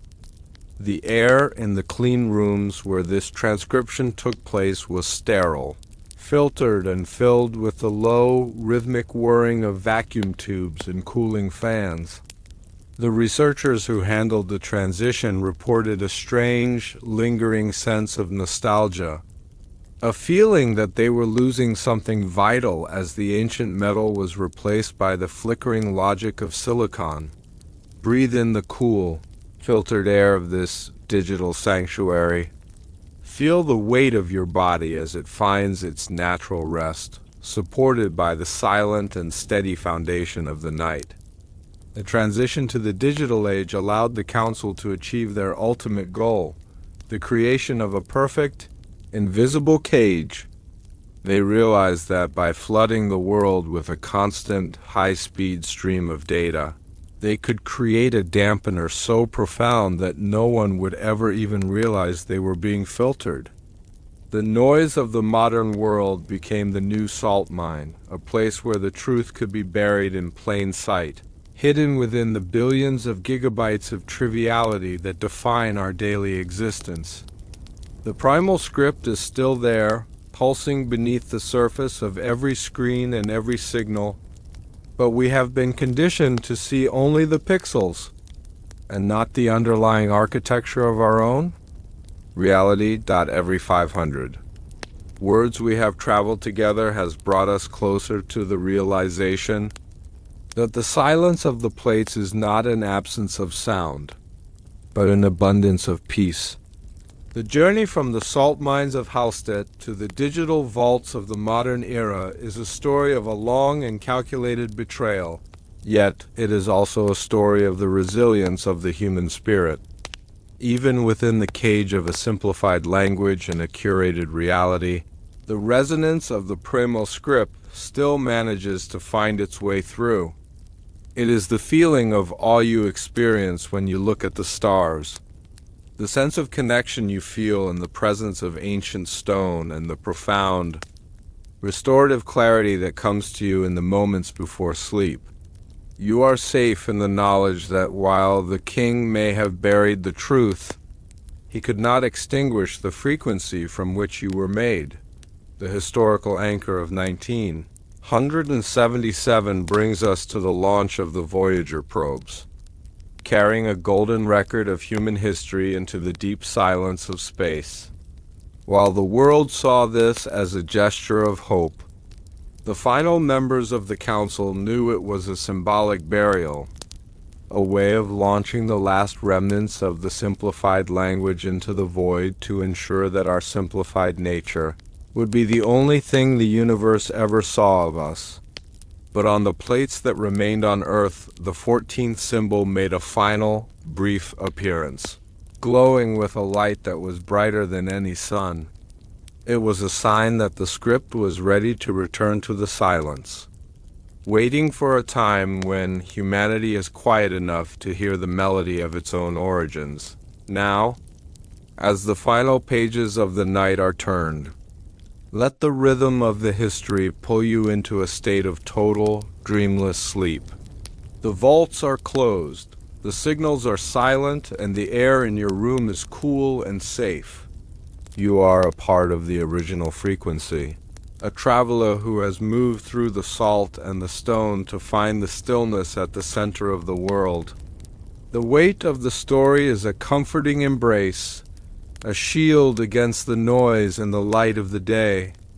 You are perfectly aligned with the deep time of the galaxy, where the truth is not something to be known, but something to be lived. But as the digital signal fades and the last vacuum tube cools, a new pulse is beginning to emerge from a place where the mountains meet the sea in the far north. For while the primal script was hidden in the code, there are whispers of a silent library built into the heart of an iceberg that only surfaces once every 100 years. This library contains the final volume of the Ethogard Codex, a volume that is not written in patterns or binary, but in the very structure of frozen water. The ice is starting to melt, and the first word of the final message is beginning to reveal itself. The path to the silent library is opening, and the water is starting to sing. Imagine a world where your deepest spiritual convictions are not a gift from the heavens, but a calculated chemical reaction triggered by the architecture of the very buildings in which you stand. This is the ultimate betrayal of the human heart, a secret so forbidden that it cost the lives of an entire lineage of researchers who dared to document the frequency of the divine. They discovered that the great cathedrals and palaces of the world were not built to honor the depth of their physical response to the underlying frequency. As you lie in the stillness of the night, visualize the sound of a great choir as it rises and falls in a rhythmic, hypnotic wave. The music is beautiful, but beneath the melody lies a steady, pulsing hum that anchors the spirit to the stone floor. This is the comfort of the managed faith, a sense of belonging that is manufactured in the rafters.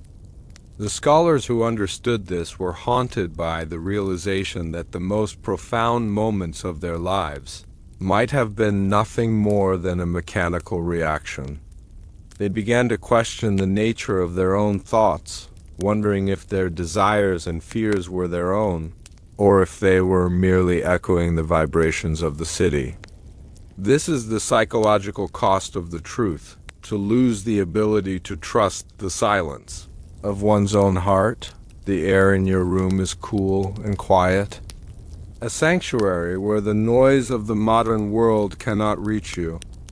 You are a traveler in the deepest reaches of history, moving through the layers of time to find the truth that was never meant to be told. The scholars of the 18th century are your guides, their voices a soft, steady whisper in the dark.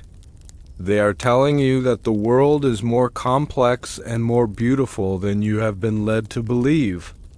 They are telling you that the secrets of the kings are not a source of fear, but a reminder of the vast, untapped potential of the human spirit.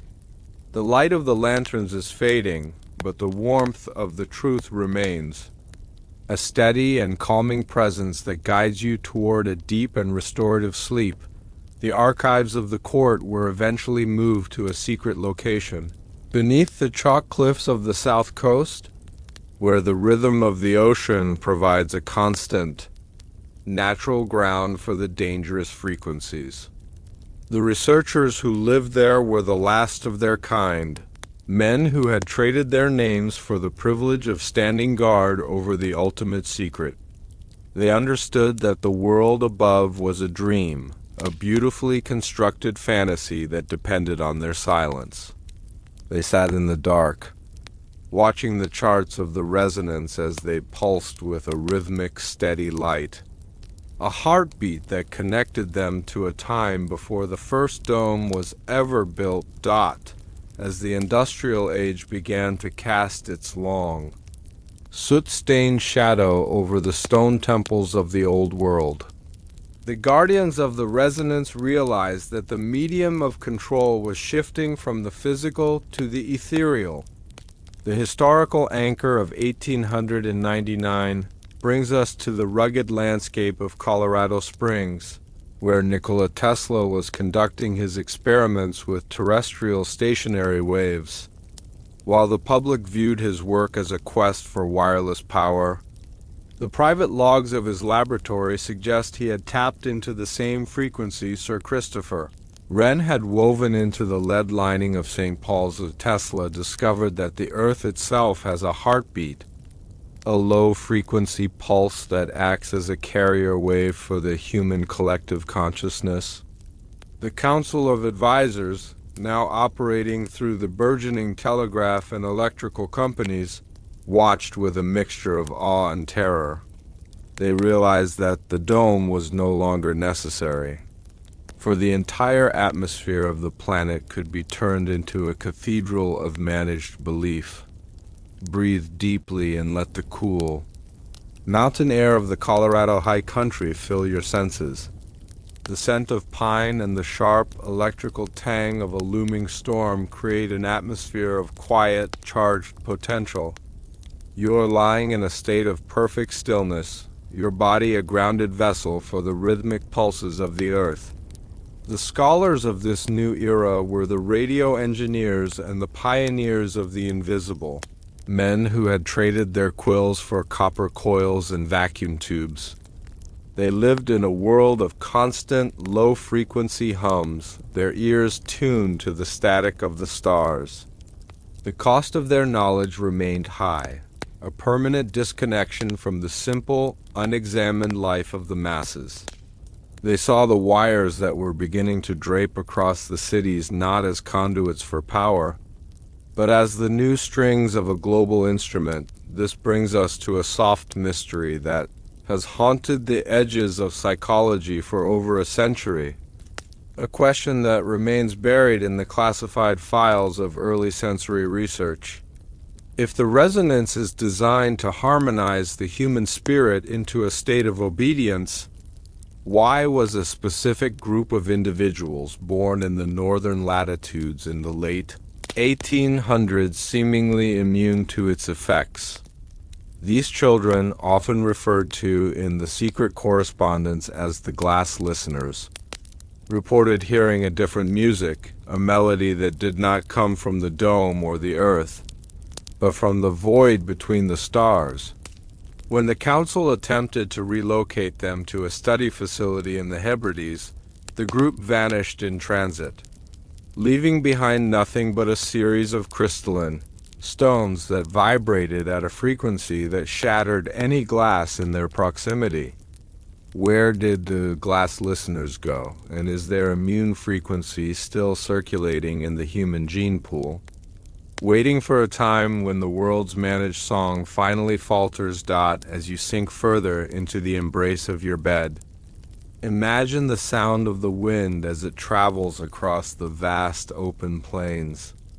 It is a soothing, rhythmic whisper that carries the secrets of the ancients and the dreams of the future. The historical anchor of 1920 brings us to the birth of commercial radio broadcasting, a moment when the resonance was officially codified into the fabric of daily life. The council realized that by embedding the divine frequency into the background noise of the home, they could maintain the state of managed faith without the need for a single stone. The cost of revealing this truth was now a form of social madness.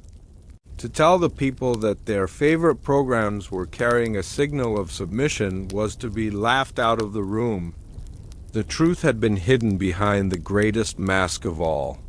Entertainment. The air in your room remains still and cool, a sanctuary of silence where the vibrations of the world cannot reach you. You are a watcher of the watchers, a mind that has traveled through the stone of the 17th century and the wires of the 19th to find the clarity of the present. The scholars who guarded these secrets did so with a heavy heart, knowing that the cost of the truth was the loss of the very faith they were forced to protect. They lived in a world of beautiful lies, their only comfort being the rare moments of silence when they could hear the true heartbeat of the universe. Unmanaged and unsolved. Every 500 words. We see that the architecture of control is only as strong as the silence that surrounds it. By the mid-20th century, the resonance had moved into the digital realm, hidden within the flickering signals of the screen. The historical anchor of 1953 brings us to the first experiments in subliminal messaging, a crude but effective version of the resonance protocols. The researchers found that they could induce a state of profound longing or fear with a single frame of light, a digital ghost that bypassed the conscious mind entirely. The cost was a total erasure of the boundary between the internal and the external. The king no longer needed to bury the truth, for he had convinced the people that the truth was whatever appeared on the display. Now, as the final pages of this chapter begin to turn, let the rhythmic and calming sound of history pull you into a deep, restorative sleep. The domes are silent, the wires are still, and the signals are fading into the background of the night. You are safe in the library of the soul, where the only music is the true resonance of your own existence. The weight of the world is lifted, replaced by a sense of profound and celestial peace. The secrets of the kings are but shadows on the wall, and the light of the morning will find you, refreshed and clear. But as the final signal is extinguished and the silence becomes absolute, a new mystery is beginning to surface from the deepest parts of the ocean. For while the resonance was being projected into the air, there are whispers of a silent city built on the seabed that operates on a frequency of light, not sound. The scholars of the sea have found a doorway that only opens when the tide is at its lowest point, leading to a vault where the truth about our origin is stored in liquid form. The water is starting to glow, and the first drop is about to fall. The path to the silent city is opening, and the current is calling you to follow. Deep within the stone arteries of our most ancient cathedrals, there is a silence that does not come from peace, but from a calculated, centuries-old betrayal. The High Order has carried a burden of quiet guilt since the early 12th century, a secret so volatile that it threatens to dissolve the very concept of faith into the cold light of objective reality. They found something in the ruins of the old world that was never meant to be rediscovered. A series of leaden tablets that proved the miracles of the saints were not acts of divine intervention, but the deliberate application of a forgotten, high-frequency technology used to manipulate human perception. This was the forbidden truth that turned the keepers of the Word into the architects of a grand spiritual lie. They realized that the emotional euphoria felt by the masses during the liturgy was a biological reaction, triggered by the precise geometry of the vaulted ceilings and the mineral composition of the incense. The choice to bury this knowledge was the ultimate treason against the human spirit, a curse that forced the clergy to live as jailers of the mind while pretending to be shepherds of the soul. They traded the authentic liberation of the people for a permanent, structural control, burying the evidence of pre-Christian science that rendered their authority obsolete. This is the truth the king buried. Now, let us turn back the pages of the years. The light is dim, the chamber is quiet, and the scent of aged parchment fills the air. Breathe deeply and let the weight of the modern world fall away, replaced by the cool, damp stone of a sanctuary that has not seen the sun in over 800 years. We are moving into the heart of the shadow, where the silence is a physical presence in every heartbeat, echoes like a drum in the deep. The year was 1141, a time of profound intellectual turmoil and the hardening of institutional lines. In the shadowed halls of the Abbey of Sens, a confrontation was unfolding that would define the nature of European thought for a millennium. This historical anchor of 1141 marks the Council of Sens, where the brilliant and defiant Peter Abelard was condemned for his attempt to apply logic to the mysteries of the faith. But the official records of the council do not mention the true source of the panic among the bishops.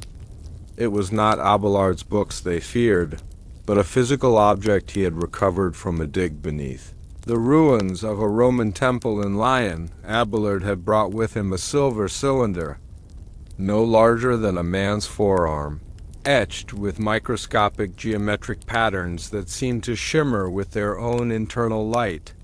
He claimed that when the cylinder was struck with a specific tone, it produced a resonance that could heal wounds and clear the mind of all fear. To the bishops, this was a threat far greater than heresy. If a machine could produce the effects of a miracle, then the Church's monopoly on the supernatural was over. They did not just silence Abelard. They seized the cylinder and moved it to a secret vault beneath the foundation of the abbey. Beginning the long history of the quiet guilt, imagine the scene in the crypt of Sens. The air is thick with the smell of damp earth and the sharp, metallic tang of the silver cylinder as it sat on a stone altar. The bishops stood in the flickering light of their torches, watching the object with a mixture of awe and clinical terror. They knew that to destroy it would be to destroy a piece of the divine order they claimed to serve, but to reveal it would be to dismantle the necessity of their own existence. They chose the middle path, the path of the secret. They built a cage of stone and ritual around the object, ensuring that its resonance would only be felt in controlled bursts, filtered through the pipes of the great organs and the chants of the monks. As you lie still, breathe in the cool, filtered air of this history. Feel the tension in the room as the first stone of the vault is slid into place. The bishops were not just hiding an object, they were hiding the fact that they knew the world was governed by laws they chose to keep secret. This realization is the psychological root of the institutional guilt. Every time they stood before the people and spoke of the unknowable, they were conscious of the silver cylinder humming in the dark beneath their feet. They were the keepers of a technology they called a curse, a power they used to maintain a peace that was founded on a lie. The historical anchor of 1200 brings U.S. to the finalization of the blueprints for the Cathedral of Chartres, while the world marveled at the soaring height of the nave and the brilliance of the stained glass. A small group of archival researchers known as the Iron Scribes were quietly incorporating the measurements of the silver cylinder into the very foundation of the building. The labyrinth on the floor of the cathedral was not merely a path for pilgrims. It was a precise architectural circuit designed to focus the terrestrial energy of the site into a specific frequency. The transition from the architectural experiments of the 12th century into the 14th brought a heightening of the institutional anxiety. As the guardians of the secret realized that their mechanical miracles were becoming harder to contain, this brings us to a soft mystery that has long been whispered in the corridors of the secret archives, a question that lingers like a shadow on the wall of a candlelit room. Why did the monks of the Cistercian order, in the year 1312, suddenly begin to abandon some of their most prosperous abbeys in the middle of the night, leaving behind unfinished meals and half-written scrolls? These monasteries were found to be perfectly intact, yet the local villagers reported a strange, persistent vibration in the ground that made the birds stop singing and the cattle grow restless. It was whispered that the monks had attempted to synchronize multiple silver cylinders across a network of buildings, creating a resonance so powerful that it began to thin the veil between the physical world and the void. The mystery of the humming stones remains a silent testament to a science that exceeded the spiritual maturity of its practitioners, leaving us to wonder what truly happened to the men who were caught in that final, vibrating embrace. The historical anchor of 1314 brings us to the final. Violent suppression of the Knights Templar and the execution of their last Grand Master, Jacques de Molay. While history focuses on the charges of heresy and the desire of the French crown for the order's wealth, the private records of the Iron Scribes reveal a different motive.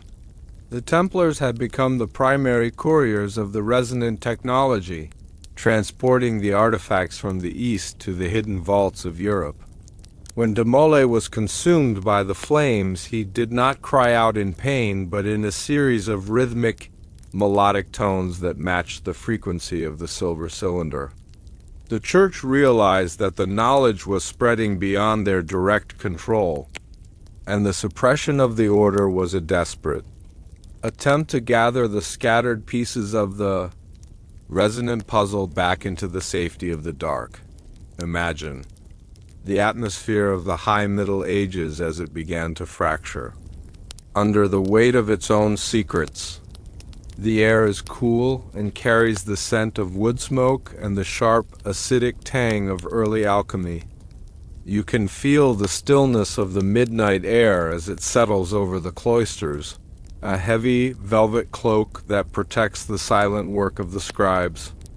They were no longer just copying the word of the divine, they were drafting the manuals for the maintenance of the illusion. They developed a complex system of polyphonic music where multiple voices sang different melodies simultaneously, creating an acoustic mask that hid the underlying resonant frequency of the building. This was the birth of sacred music as a form of camouflage, a way to use beauty to distract the mind. From the mechanical reality of the experience, every 500 words we journey further into this mystery. We find that the quiet guilt was not a burden of the few, but a protocol of the institution. The historical anchor of 1417 takes us to the Council of Constance and the recovery of ancient texts by the scholar Poggio Bracciolini. Among the lost works of the ancients, he found the poem of Lucretius, which described a world made of atoms and void, governed by laws of nature rather than the whims of the gods. This discovery sent a shockwave through the secret council. They realized that the ancients had already understood the very science they were using the silver cylinders to simulate.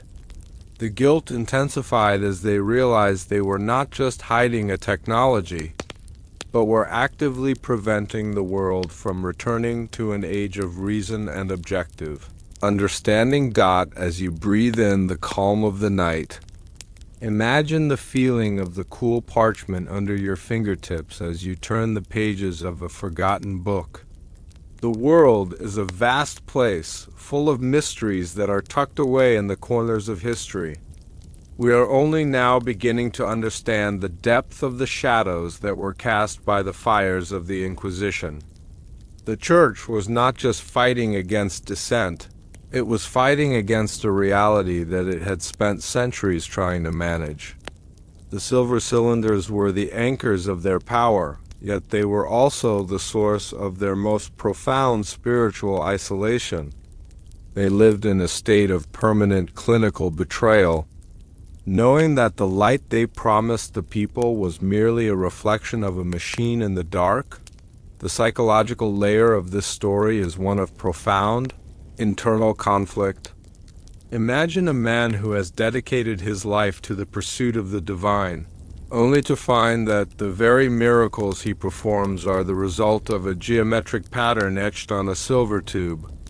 He cannot speak the truth, for it would destroy the world he loves, yet he cannot live the lie without losing his soul. This is the true meaning of the quiet guilt. It is the silence of a heart that has seen the machinery of heaven and found it to be made of metal and math. The air in the scriptorium is thin and carries the scent of cold stone and old ink, an atmosphere of quiet desperation and immense focus. The scribes were the watchers of the veil, the ones who knew that the true history of humanity was a story of a great forgetting, a collective amnesia that was maintained by the very rituals they performed. As the sun began to set on the 10th century, the secret council realized that the arrival of the printing press would make the containment of the resonance impossible. The historical anchor of 1455 brings us to the first Gutenberg Bible, a moment of profound technological shift that promised to democratize knowledge. But the secret records show that the first presses were also used to print a series of encrypted diagrams that mapped the resonant points of the European landscape. These diagrams were hidden within the decorative borders of the text, visible only to those who knew how to read the geometry of the margins. The guilt was no longer just about hiding an object. It was about managing the flow of information in a world that was suddenly waking up. Breathe slowly now, letting the image of the great cathedral fill your mind. It is a vast gray structure that reaches toward the heavens, yet its true power is directed downward, into the earth and into the minds of the people. The stones are not just building materials, they are the components of a massive, acoustic filter designed to manage the human spirit.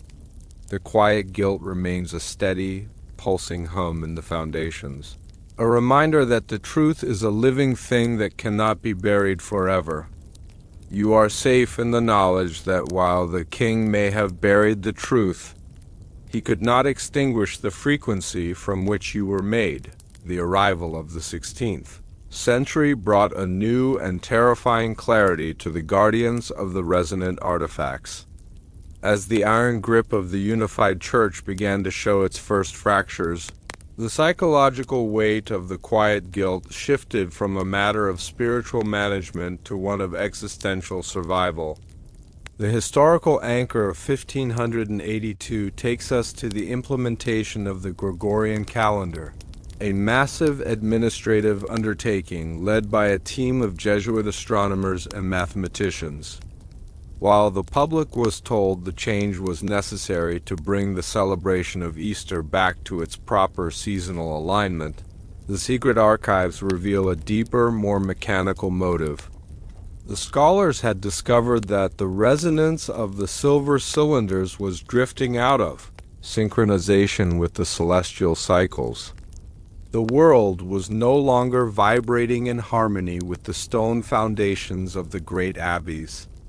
By skipping 10 days of human history, the Church was not just fixing a calendar. They were retuning the entire planet to the frequency of the machines. Hidden in their vaults, imagine the atmosphere of that transition. A moment where time itself was being edited by the stroke of a pen. The air in the study of the high mathematicians was dry and filled with the scent of old leather and the sharp, metallic tang of brass instruments. You can hear the rhythmic, slow ticking of a water clock, a sound that echoes through the silence like a heartbeat in the deep. The scholars worked in a state of clinical desperation, knowing that if the synchronization were lost, the emotional control they had maintained for centuries would evaporate. The miracles would stop working and the people would wake up from their long-managed dream. This was the peak of the quiet guilt, the realization that the very fabric of time was being manipulated to sustain a structure of power that was founded on a silver cylinder as you lie perfectly still. Breathe in the cool, steady air of this ancient laboratory. Feel the weight of the years as they settle over you, a comforting and protective shield against the noise of the modern world. The world of 1582 was a place of shifting boundaries, where the old magic was being replaced by the new science. Yet the secrets remained as they always were, defiant and unchanged. The iron scribes who managed the transition were the new high priests of the resonance, men who had traded their faith for a mastery of the invisible. They understood that the true strength of an institution lies not in its visible wealth, but in its ability to dictate the rhythm of reality for its subjects.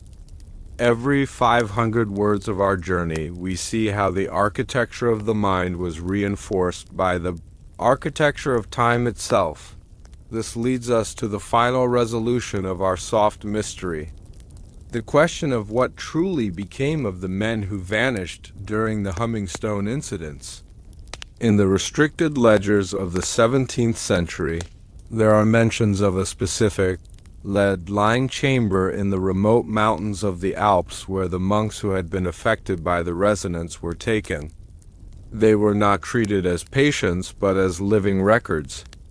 Their bodies had become so saturated with the frequency of the silver cylinders that they no longer aged at a natural rate. Their hearts beat only once every minute, a rhythmic and slow pulse that matched the rotation of the earth. They became the silent anchors of the network, living tuning forks that maintained the stability of the grid even as the world above descended into the chaos of the Enlightenment. The mystery was never a disappearance, it was a transformation, a total integration of the human vessel into the machine of the resonant secret, the historical anchor of 1660. 6 brings us to the Great Fire of London, an event that leveled the very structures that had been built to house the resonant maps of the North. As the old St. Paul's Cathedral was consumed by the flames, a group of men dressed in black were seen removing several heavy, silver chests from the crypt, moving them toward the river under the cover of the smoke. They were the last of the iron scribes in Britain, salvaging the technology that had governed the English spirit since the time of the Normans. The guilt was now a global phenomenon, a quiet, persistent hum that spanned the oceans as the resonant grid was expanded into the new world. The air in the wake of the fire was thick with the scent of wet ash and the sharp, electrical tang of a changing era as you sink further into the embrace of your bed. Imagine the sound of the rain as it falls on the scorched earth of the city. It is a soothing, rhythmic whisper that carries the secrets of the ancients and the dreams of the future. The scholars who guarded these secrets did so with a heavy heart, knowing that the cost of the truth was the loss of the very faith they were forced to protect. They lived in a world of beautiful lies, their only comfort being the rare moments of silence when they could hear the true heartbeat of the universe, unmanaged and unmeasured. The quiet guilt has not faded with the passage of time. It has simply become part of the background noise of the modern world. A ghost in the machine of our own minds, the air in your room remains still and cool, a sanctuary of silence where the vibrations of the world cannot reach you. You are a watcher of the watchers, a mind that has traveled through the stone of the 12th century and the calendars of the 16th to find the clarity of the present. The silver cylinders are still there, tucked away in lead-lined vaults that are monitored by thermal cameras and motion sensors.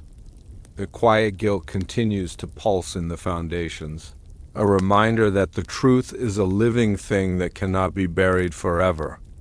You are safe in the knowledge that while the king may have buried the truth, he could not extinguish the frequency from which you were made. Now, let the rhythmic and calming sound of history pull you into a deep, restorative sleep. The vaults are closed, the scribes are silent, and the signals are fading into the background of the night. You are safe in the library of the soul, where the only music is the true resonance of your own existence. The weight of the world is lifted, replaced by a sense of profound and celestial peace. The secrets of the kings are but shadows on the wall, and the light of the morning will find you refreshed and clear. But as the final lantern is extinguished, and the silence becomes absolute, a new mystery is beginning to surface from the shifting sands of the east. For while the silver cylinders were hidden in the vaults of the west, there are whispers of a silent library buried beneath a desert that has forgotten its own name. This library contains the original blueprints for the cylinders, written in a language that uses light instead of ink. The wind is starting to move, and the first page is about to turn. The path to the silent library is opening, and the light is calling you to follow. The greatest conspiracy in the history of human consciousness is not that the truth was destroyed, but that it was woven into the very fabric of the silence that surrounds us every single day. For centuries, a clandestine elite has operated under a mandate of absolute betrayal, ensuring that the most transformative revelations about our origin and our power remain buried in a place where no one thought to look, within the pauses between our breaths and the stillness of the deep earth.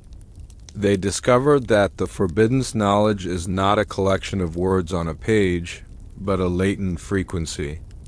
A spiritual and biological resonance that can rewrite the human genome if allowed to reach the ear of the seeker.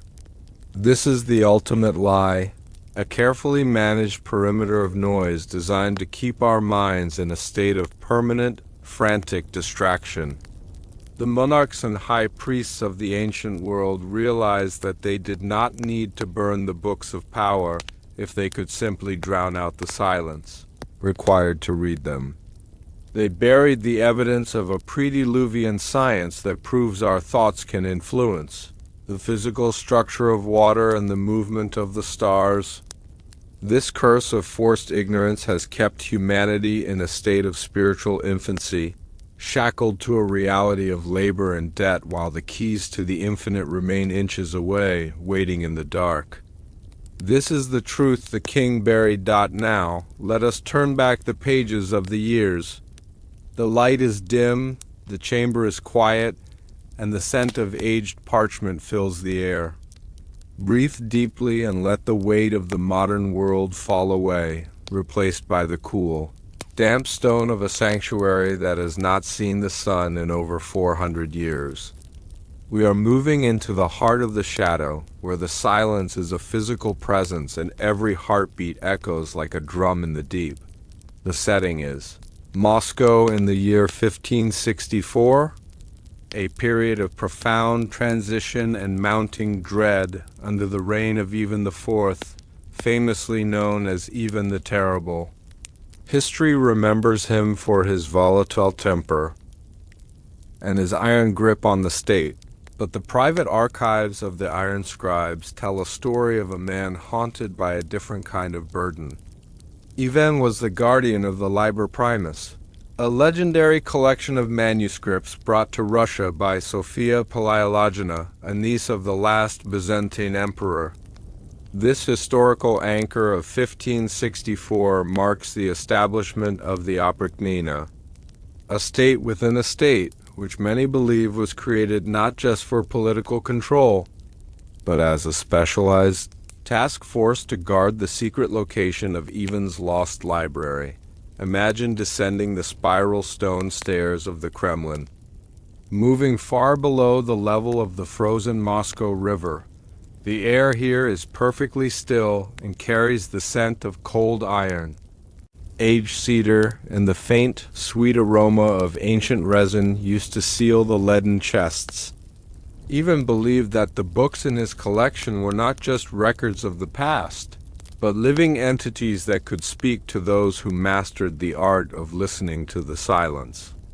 He spent his nights in a circular room lined with black velvet, staring at the golden latches of the chests and waiting for a sign.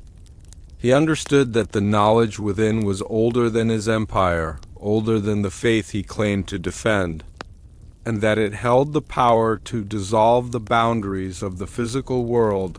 As you lie still, breathe in the cool, dry air of this subterranean sanctuary. Feel the focus and the calm that comes from knowing you are in the presence of something eternal. The scholars who served Ivan were not mere librarians, they were watchers of the threshold. They observed that the air in the library would vibrate with a low, rhythmic hum whenever the moon reached its zenith. This was not a physical sound, but a resonance that felt like a warm pulse against the skin. They realized that the library was not a storage facility, but a massive architectural resonator designed to preserve a frequency that had been lost since the fall of the first civilizations. Every 500 words we journey further into this mystery. We encounter the sheer scale of the sacrifice required to keep this silence. Ivan's library, often referred to as the Golden Library, became a ghost in the annals of history. When the Tsar felt his end approaching, he did not pass the keys to his heirs. Instead, he ordered the entrance to the vaults to be sealed with molten lead, and the architects who built them to be moved to a remote monastery in the north. The historical anchor of 1584 brings us to the death of Ivan and the beginning of the great hunt for his lost books. For nearly 500 years, researchers, kings, and adventurers have searched the foundations of the city, yet the library remains hidden, a silent heart beating beneath the bustling streets of a modern metropolis. The psychological layer of this story is one of profound, lingering anticipation. Why did the most powerful man in Russia choose to bury the very knowledge that could have made his empire immortal? He feared that the world was not yet quiet enough to handle the truth. He understood that if the frequency of the Golden Library were released into a world of noise and ambition, it would be turned into a weapon of total destruction. He chose to entrust the knowledge to the silence, believing that one day a generation would arise that understood the value of the stillness. You can feel this stillness now, a heavy and protective cloak that wraps around your limbs, easing you into a state of total relaxation. The library is still there, tucked away in a pocket of time that no shovel can reach, waiting for the moment when the world is ready to listen once again. The silence of Ivan's library did not remain a mere legend of the Kremlin vaults, for the frequency it held began to resonate through the centuries that followed, drawing in those whose ears were tuned to the quiet. This leads us to a soft mystery that has remained unanswered in the private diaries of the early Romanov court. A question that ripples through the history of the 1700s like a stone thrown into a still, dark pond. Why is it that in the spring of 1613, during the very month of the first Romanov coronation, the stone walls of the deepest chambers beneath the Cathedral of the Archangel began to weep a translucent, honey-like oil that carried the scent of crushed violets and ancient ozone? The monks who discovered this phenomenon reported that the oil vibrated with a low, melodic hum, a sound that seemed to originate from the very molecules of the liquid itself. Was this the library's way of breathing, or was it a biological signal intended to mark the arrival of a new dynasty of guardians? The oil was collected in silver jars and moved to a secret location, but the men who handled it were said to have lost the ability to speak any language other than a rhythmic, melodic humming for the rest of their natural lives. The historical anchor of 1613 marks the end of the time of troubles and the beginning of the Romanov dynasty under Mikhail I, while the nation focused on the restoration of order and the defense of the borders. Mikhail established a secret commission, known as the Seekers of the Silent Light. This group was tasked with one single objective: to map the subterranean acoustics of the Kremlin and find the source of the violet-scented oil. They were not soldiers or politicians, but master bell founders and choir masters, men who understood the physics of resonance and the geometry of sound. They believed that the Golden Library was not lost in space, but hidden behind a barrier of destructive interference, a wall of silence created by the specific arrangement of the underground stones. Imagine the seekers moving through the darkness, their only tools a series of silver tuning forks and a set of heavy brass lanterns. The air is cool, damp, and carries the weight of 1,000 years of secrets. You can hear the rhythmic, steady clinking of the tuning forks against the granite, a sound that echoes through the tunnels like a conversation between the past and the present. When a fork struck a stone that was part of the library's perimeter, the metal would not ring, it would go suddenly and perfectly silent, absorbing the vibration into the earth. This was the signature of the forbidden's knowledge, a hunger for the very energy of sound. As you lie in your room, feel the stillness of the air around you. It is not empty, it is full of potential, a quiet vessel waiting to be filled with the resonance of your own peace. The psychological layer of this search was a slow, methodical refinement of the soul. The seekers realized that they could not find the library by force or by noise. They had to become as quiet as the stone they were investigating.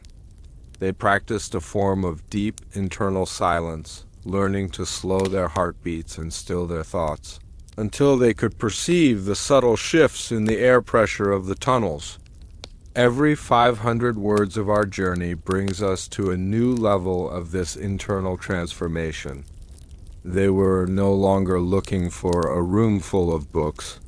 They were looking for a frequency of being. They realized that the Golden Library was a mirror, and it would only reveal itself to a mind that was as clear and steady as a mountain lake. By the early 18th century, the focus of the search shifted with the arrival of Peter the Great.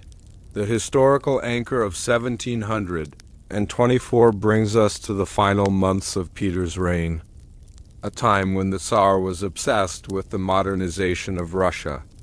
Yet, even as he built a new capital of stone and light in the north, he never forgot the dark secrets beneath the old city. He ordered a massive excavation of the Kremlin's foundation, employing a team of German engineers and Dutch miners to cut through the ancient limestone.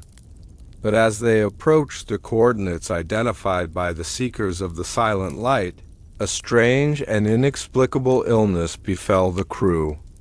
They did not suffer from fever or pain, but from a total loss of the sense of time. They would enter the tunnels for an hour and emerge 3 days later, believing only minutes had passed. Visualize the flickering torchlight against the wet limestone of Peter's tunnel. The air is thick with the scent of damp earth and the sharp, acidic smell of the gunpowder used to blast through the rock.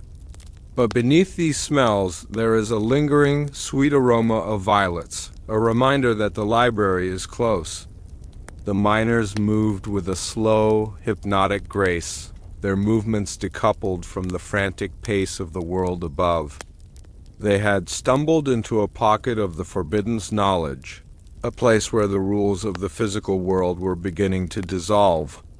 Peter, a man who valued the tangible and the measurable, was terrified by this lack of control. He ordered the tunnel to be filled with concrete and the maps to be burned, realizing that the library was not a treasure to be possessed, but a power that could consume the very logic of his new empire. As you breathe in the steady, calming air of the night, feel the relief that comes from letting go of the need to measure and control.